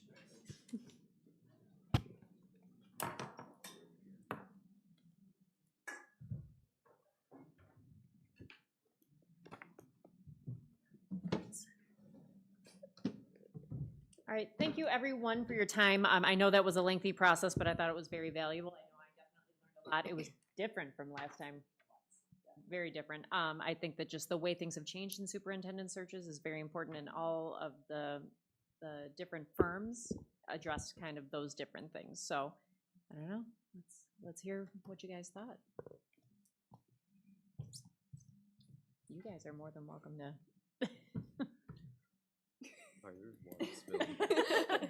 I thought they all presented well. I thought they all had good skills to bring to the table. I think, you know, I think for me, a couple floated to the top better, more than others. So there, so I think for me personally, it might be a little difficult to finalize a top one.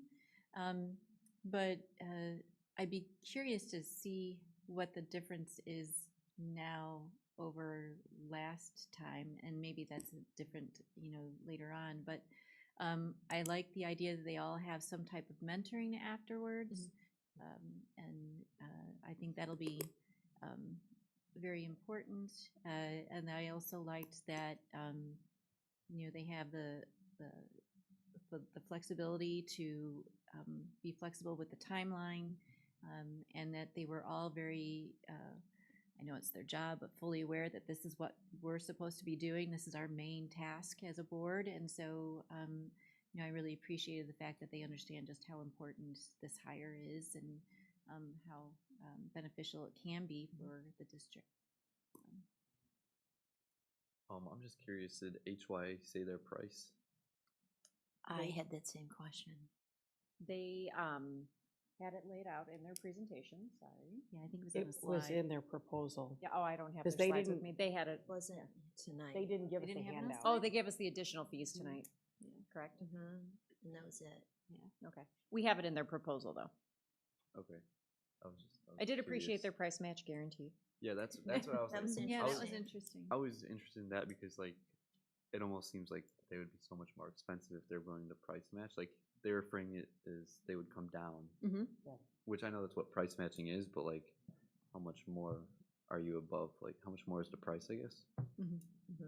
That was just I my can have an main answer for question. you a little bit later. I thought that the HYA firm stood out the strongest for their presentation. I liked the presentation. I liked, I thought they had mentioned some kind of background check, and the way I interpreted it was that it was more like a human background check. Like they would make some phone calls, which I thought was interesting and appreciated. And I also, I was very drawn to their survey setup that they had. I thought it sounded more sophisticated than the other two presentations. I thought their approach of how they would try to get more people involved in the focus group, I thought that was a good answer. And I thought it was interesting. They were the only ones that mentioned that we would see all the applicants if we wanted to. I thought that was interesting. The BWP group, I was going to ask, I should have asked the question. I was wondering how they were going to manage the survey. Like if they were, it didn't sound like it was going to be as sophisticated as the HYA group. But I appreciated what I gleaned from what they said is that they would do their mentorship for the year, but it sounded like it would be more customized versus the other two were just throwing the candidates into the pool of other candidates that were accepted and that were out there. And then they were the only ones that I thought were very clear that like, we know you're a high school district and we know that we do that. And they showed us versus the IASB had no idea how many schools that they had worked with that were high school districts, which was like probably the most important answer I was looking for. Okay, so I didn't know if we could say who we liked the best or how we were wait, working this. So I kind of felt the same. I'll kind of say a little bit of what I had said on my survey was that I thought the ISAB was very vanilla. I thought it was kind of, it could have been anywhere USA in my opinion. So when HYA came in and they immediately said Porter Pride, they knew how many, I don't know if they exactly said how many districts, but they understood how we cover a lot of miles.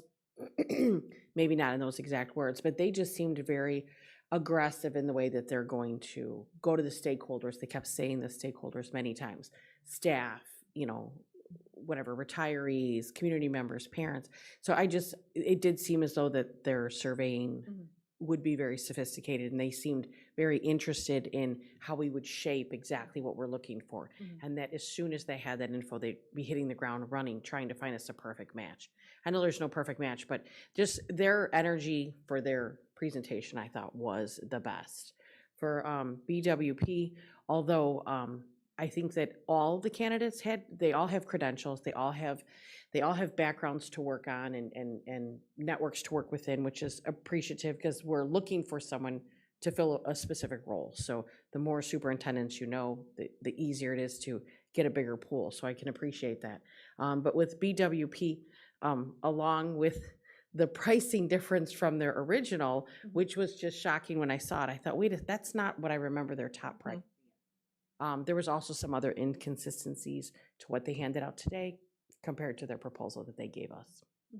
So if I had to choose, for me to choose, I want HYA. I just liked their energy and all of that. Yeah, I can vouch for that. I mean, I was like torn between HYA and BWP, you know.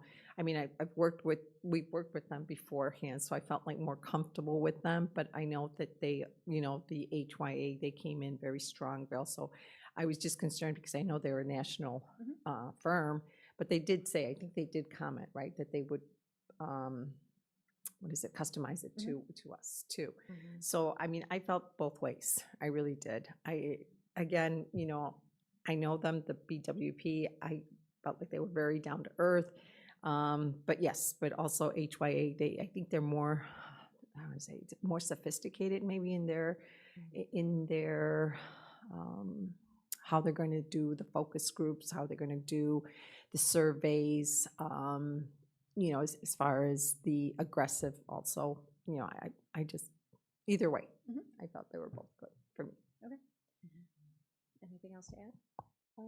I mean, we kind of were talking, and I think HYI did stand out the most to us, just in the way they were talking about, you know, students are their favorite focus groups, and it sounds like they kind of understand where we're coming from in the two different campuses, and even when they met us, they seemed really excited that we were here, and just, they kind of stood out to us as the most outgoing, and that's kind of what our district needs.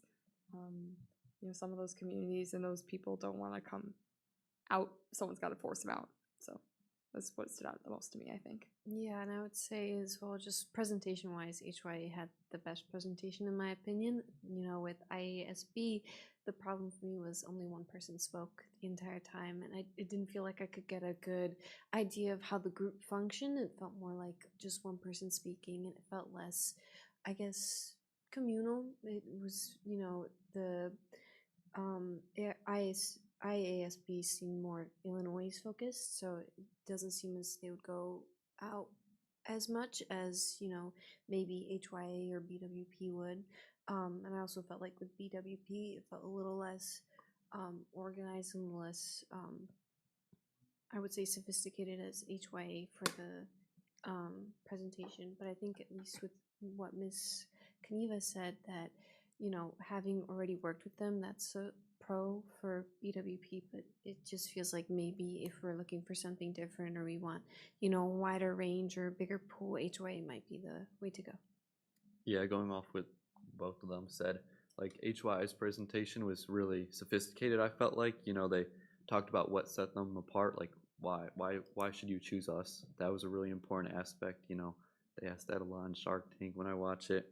And then they also, like, they kind of laid out what they would do. So recruit, engage, select, transition. Like, they made it very clear, like, this is how we go about it. And then just overall, the presentation was well done. So I feel like HY did the best. And I also like their, like, performance-based interviews that they talked about. I thought that was interesting, like, putting them in a scenario, like, seeing how they would, you know, respond to that. Yeah, I think they understand the levity of, like, we got big shoes to fill, and we don't have a lot of time to do it. I mean, I know we're starting this early, but it's never enough time. So I think that they really stood out, and yeah, just like, they kind of understood. They just seemed to get that, you know, this is a big district, and we got big shoes to fill, and not a lot of time. Yeah. Yeah, I would definitely emphasize that, you know, second interview performance-based kind of aspect to it, because to me that's not something I really hear about for interviews. You know, most of the time I hear people just using question-based interviews. Even when we do interviews here, we have the panel interview, which is unique, and especially having the student on there, but that performance-based might, you know, give us that extra edge to see how the superintendent candidate will act in their role if they do receive it.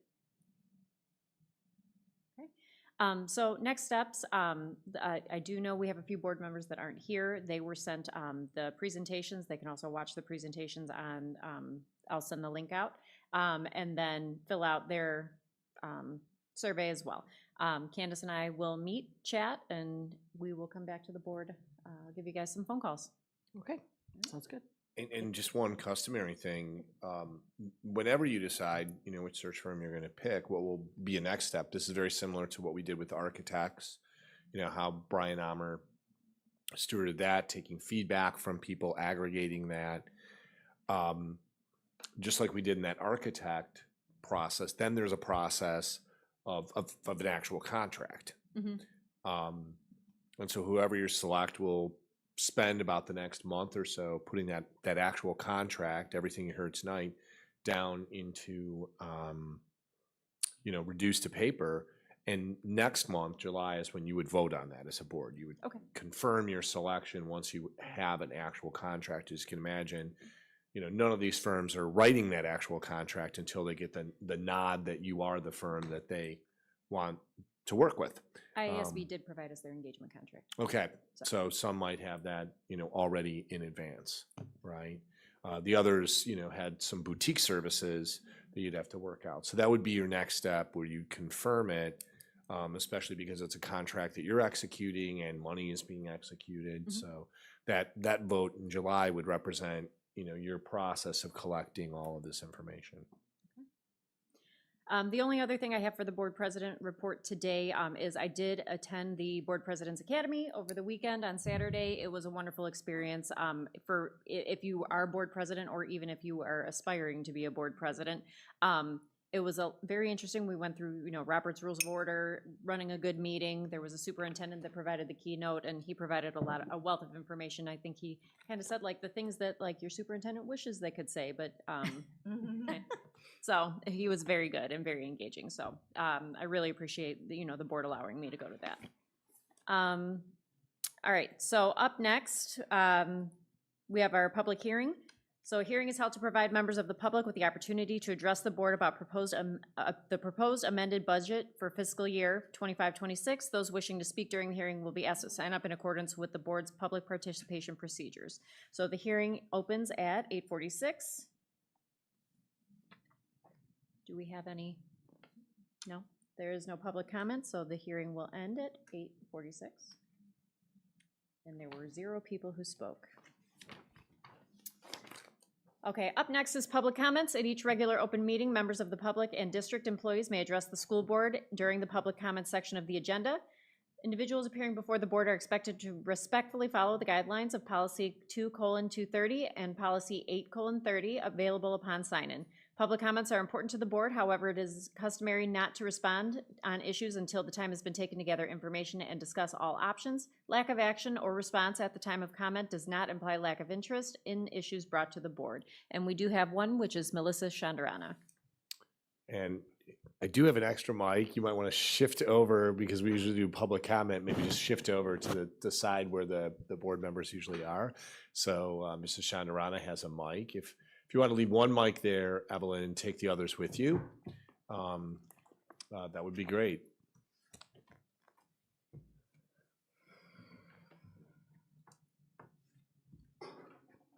If you could hit the button so it turns green. There you go. Perfect.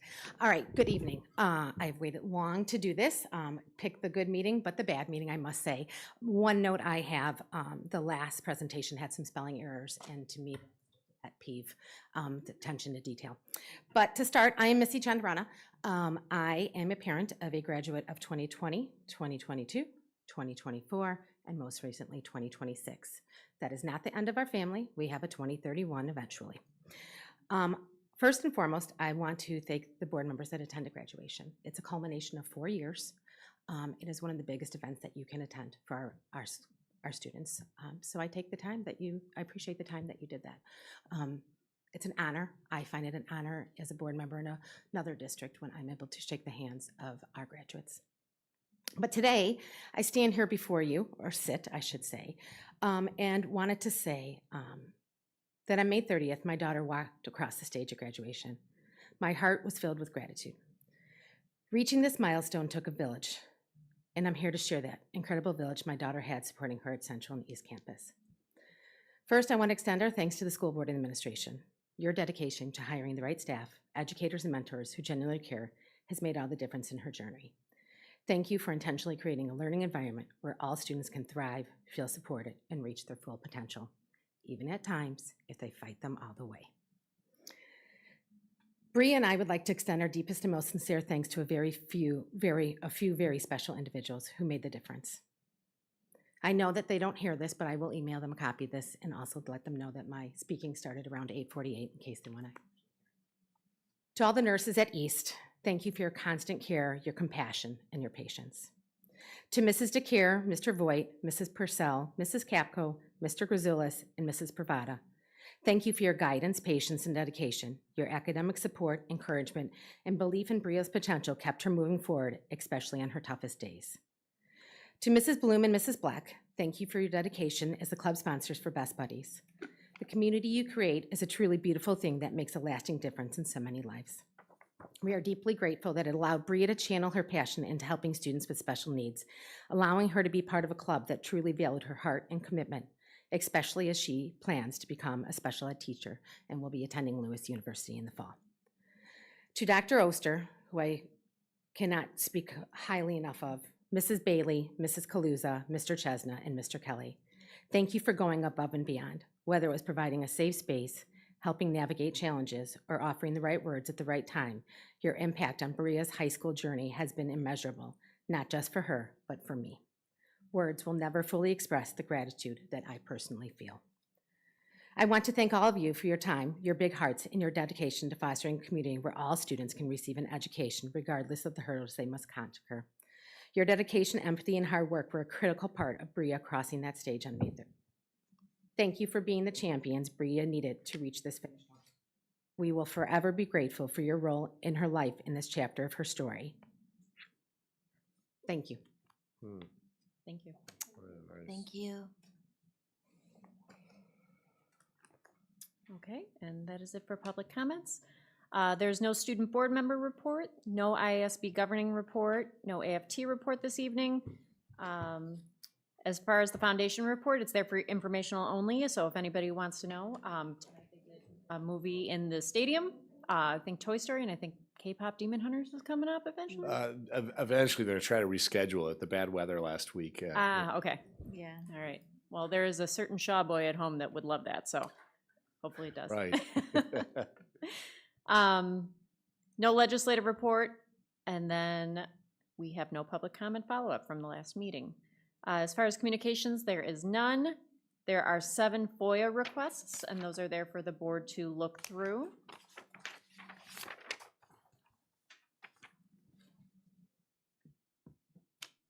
Any questions about the FOIAs? No. Nope, okay. All right, so now we have our approval items. And I need to catch up in my board packet. Give me one moment. Okay. All right, do I have a motion to approve the minutes from the May 18th, 2026 board meeting? So moved. I'll second it. Motion by Ms. Garrettson, second by Ms. Hayes. Roll call. Lopez Caniva, Yes. Hayes, Yes. Garrettson, Yes. Strite, Yes. Shaw. Yes. Do I have a motion to approve the minutes from the May 18th, 2026 board meeting? So moved. Second. Motion by Ms. Lopez Caniva, second by Ms. Straight. Roll call. Hayes, Yes. Garrettson, Yes. Lopez Caniva, Yes. Strite, Yes. Shaw. Yes. Do I have a motion to approve the minutes from the May 28th, 2026 board meeting? I'll make the motion. Second. Motion by Ms. Hayes, second by Ms. Garrettson. Is that correct? Okay. Yes. Roll call. Garrettson, Yes. Lopez Caniva, Yes. Strite, Yes. Hayes, Yes. Shaw. Yes. Okay, do I have a motion to approve the minutes from the May 28th, 2026 board meeting? I'll make that motion. Motion by Ms. Lopez Caniva. I'll second that. Roll call. Lopez Caniva, Yes. Strite, Yes. Hayes, Yes. Garrettson, Yes. Shaw. Yes. Do I have a motion to approve the June 2026 board expenses? I'll motion it. Second. Roll call. Strite, Yes. Garrettson, Yes. Hayes, Yes. Lopez Caniva, Yes. Shaw. Yes. Thanks, Kathy, for getting that done. Yeah. Okay, we have, up next is the treasurer's report. Ms. Croy is available if anybody has any questions. No, okay. You know, just an observation, if you look, this is where we begin to hit that high water mark. You know, last month we came and said, look at these fund balances, they're at their lowest ebb. And, you know, now, you know, your reports are reflecting that pond is filling up again. And we begin the cycle, you know, all the way until we hit March and April and May of next year. So that cycle, you know, repeats itself. And some important notes, you know, just keeping you updated where we're at and what's going on, particularly with Central. So, All right, do I have a motion to accept the May 2026 treasurer's report? So moved. Second. All right, motion by Ms. Garrettson, second by Ms. Streit. Roll call. Streit, Yes. Hayes, Yes. Garrettson, Yes. Lopez Caniva, Yes. Shaw. Yes. All right, superintendent's report or update. I really intended this to be very brief. You know, we stylized this. Most of the customary reports that we do, we are only doing tonight just for the public's information and for your information.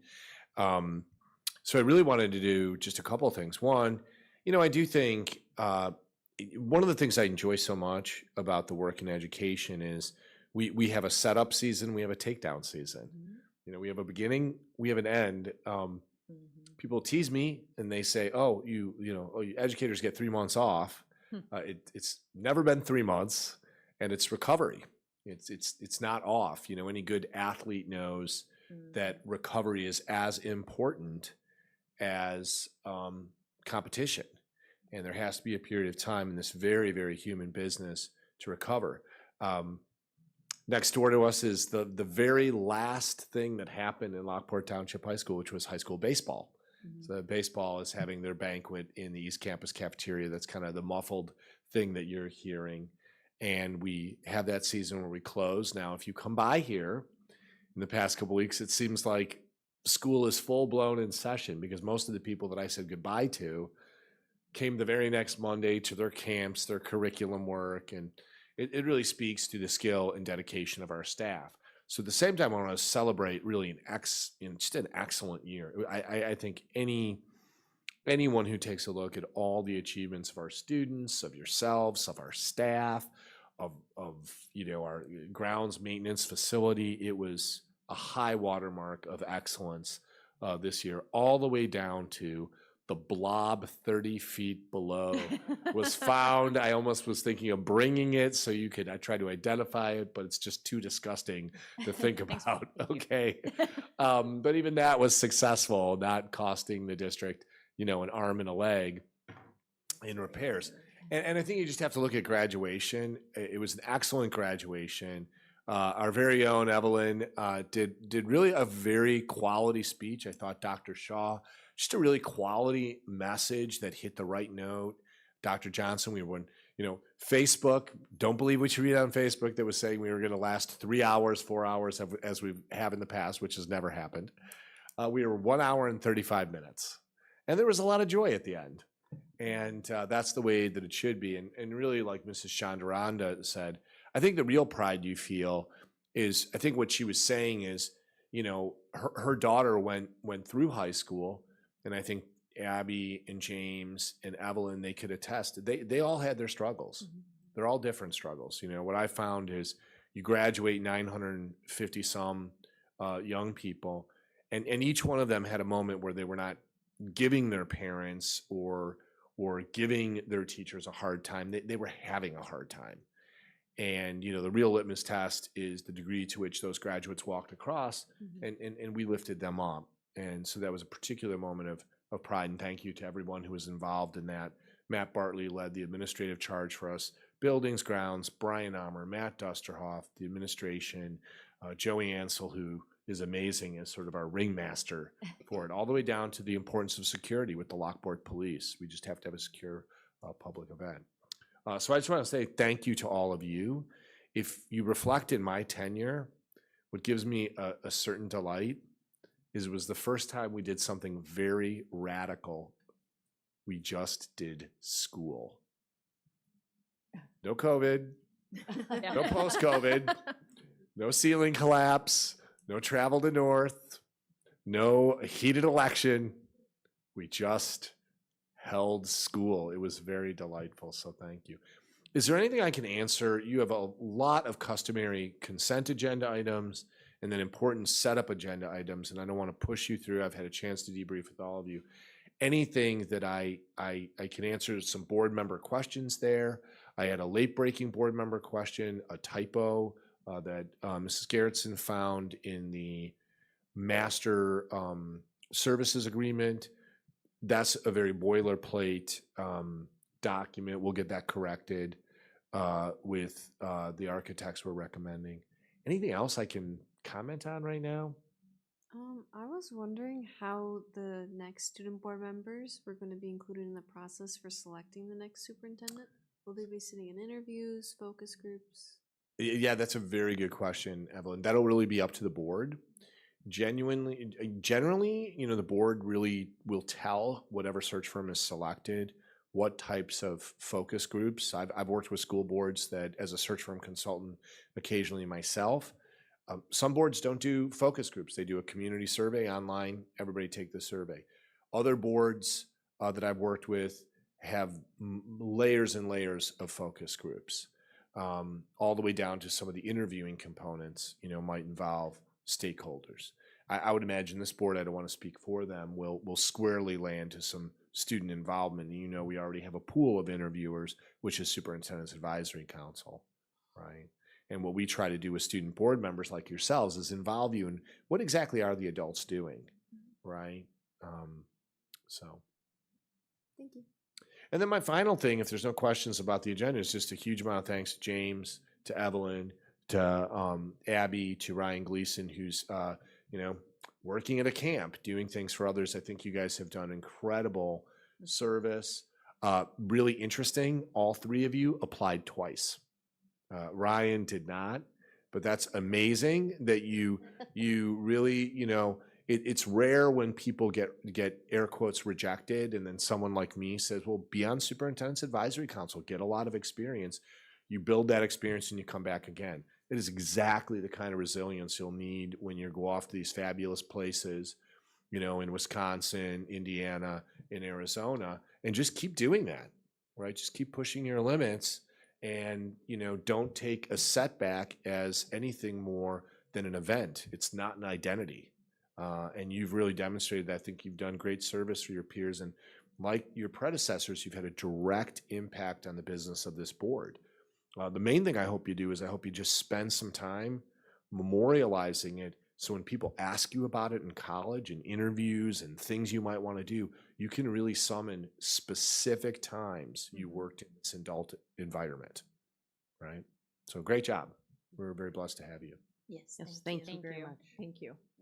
I always get really sad at this meeting when Congrats they're and ready to leave. I know. Right, that is my report. Okay. All right, so up next we have the information reports are here for, And they are all really there just for your consumption and public consumption to give you a sense of what's going on. there are no overnight field trips.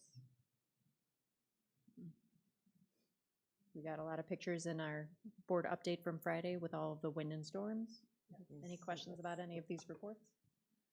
No, just thanks very much for the Yeah.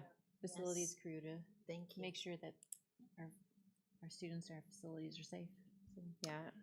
And one thing I would ask the board to support is 2 years ago when we were very noisy and bangy, last summer was more quiet. This year, we are very noisy and bangy. You might recall when we reopened Central, we did a little thing for the community. We did a little donuts, coffee. We just walked around the neighborhood. Administrators put things on people's doors, said, come on down at this time, this place. And it was a really nice neighborhood thank you. And would like to do something like that again, find a way to just do it, just a gentle tip of the cap, because, people have been inconvenienced. It's noisy, it's loud. We start right at 7 and we work as long as we can. So. I'd just like to commend the facilities. I know you already mentioned this, but they're trying to get school ready for next year already. And then the inconveniences that happen with a facility, it's just important to note that they're getting two jobs done essentially when those things happen. Mhm. So. All right, so up next we have the consent agenda. Do I have a motion to approve the consent agenda item 316 as written? So moved. Second. Motion by Ms. Lopez Caneva. Second by Ms. Garrettson. Any questions? So I do have a quick question. I know Dr. McBride and I have talked about this, but the approval for the, oh, no, that's the wrong thing. I'm sorry, my bad. We're on the wrong part? Yeah, Okay. just, yeah, I thought it was something that came up once before. And I thought we already did this, but never mind, I'm reading it Okay, wrong. got it. So, Got it. Ignore me. All right. No thank you. worries. All right, I have a motion and a second. Can I get a roll call? Lopez Caniva? Yes. Hayes? Yes. Garrettson? Yes. Strite? Yes. Shaw? Yes. All right, our action consideration items. First up, we have the approval for the 26-27 calendar update. Do I have a motion to approve the 26-27 school calendar? I'll make the motion. Second. Motion by Ms. Hayes, second by Ms. Strite. Any questions? Roll call. Hayes? Yes. Garrettson? Yes. Lopez Caniva? Yes. Strite? Yes. Shaw? Yes. Do I have a motion to approve the AI guidelines? So moved. Second. All right, motion by Ms. Garrettson, second by Ms. Straight. I'd just like to thank the tech department for working with our students and staff on crafting these, and the fact that they're going to revisit it every 6 months. I think that's a super important part of it. It's So, amazing. changing They all the are time. Well done. yeah, they were really well done. Yeah. Okay. If there are no questions, roll call. Garrettson? Yes. Lopez Caniva? Yes. Strite? Yes. Hayes? Yes. Shaw? Yes. All right, do you have a motion to approve the 26-27 student handbook updates? So moved. I'll second it. Motion by Ms. Lopez Caniva, second by Ms. Hayes. Questions? Roll call. Lopez Caniva? Yes. Strite? Yes. Hayes? Yes. Garrettson? Yes. Shaw? Yes. Do I have a motion to approve the standard form agreement between owner and architect with White and Company? I'll make the motion. Second. Motion by Ms. Hayes, second by Ms. Garrettson. Questions? Yes, I was the one that had asked those questions regarding the White and Company. And let's see, first of all, I wanted to thank Candace and Tammy for doing all that, because I know when Brian came in with that whole box and things of all the applicants, I was like, oh my gosh, sense up. But I thank you. We greatly appreciate, all the work that you had to do. And I think you took off a day off work for that whole interview least, process. yeah. And then you had another meeting with us afterwards. So I know it was a much tiring day, but thank you. But anyway, I just wanted to ask the question, like, what made Wine and Company, stand out from all the other architect firms that, that applied or that you Candidates. But White, for me, I liked their design implementation. They had a deep bench. There was a lot of discussion about just about the team, like who is actually going to be working on a one-on-one daily basis with Brian and the staff, because they're the ones that have to interact with those folks. So we're really pleased with, is it Nadia? Yeah, needy. Yeah. Needy, the the head contact person. I think she'll do great work for us. Just going over some other comments from other inputs of the advisory council. They called out that they had National School Design Awards, Engineering Awards. They actually spoke to and addressed directly to the district's projects. So they were pretty well spoken about the 10-year plan. They have extensive high school experience, and they had specialized teams for health, life, and safety, and then also the athletic and stadium. And then also, I brought the book if anybody wanted to look at it. Their proposal, and then actually what they brought for collateral at their presentation. And so they were really thorough. They brought the whole team and different entry points for that.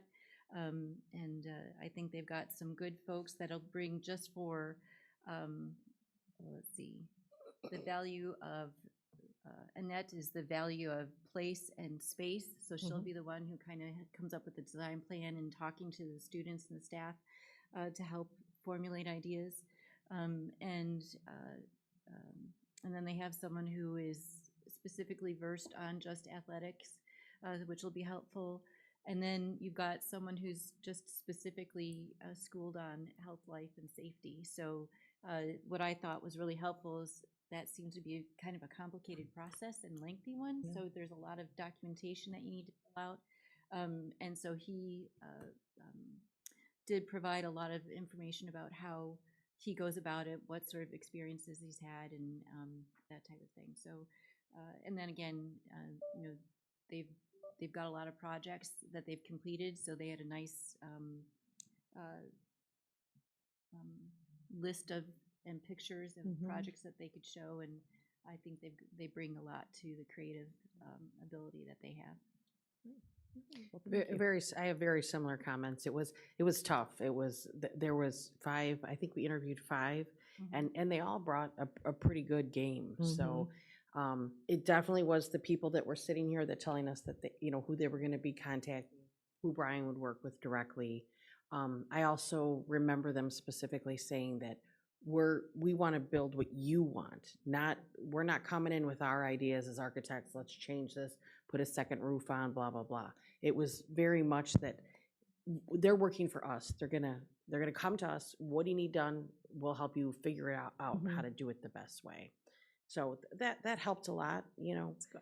And I think that the group of people who were there to collaborate over who to choose. I mean, everyone had a different favorite. Maybe I think White they had 3 out of the 7 of us they had them as number 1. But we all we talked it through and we talked about pros and cons for everybody and they rose to the top. That's Yeah. pretty much it. I also want to say thanks to Brian because he was very thorough, and he was, you know, yeah. he was very good at educating us. I thought, at least from my perspective, just how there's a lot of regulation and rules that one has to follow during this process. So he was very good at making sure that was all taken care of and actually educating myself on what those were, and they were very thorough with their background checks when we got it down from 15 to 5 to 3 to 1. So he and his team did a really good job. I was very helpful in the reference checking. So yeah, I think Yeah, they think just we got it. naturally Well, rose thank to you. the top. That's kind of Well, what thank you. Yeah. Thank you. All right. And so, Any other questions? No? Okay, I have a first and a second. Can I get a roll call? Strite, Yes. Garrettson, Yes. Hayes, yes. Lopez Caniva, yes. Shaw. Yes. Do I have a motion to approve the licensed administrator contracts for the 26-27 fiscal year? So moved. I'll second it. Motion by Ann Lopez Caneva, second by Tammy Hayes. Any questions? Roll call. Strite, Yes. Hayes, Yes. Garrettson, Yes. Lopez Caniva, Yes. Shaw. Yes.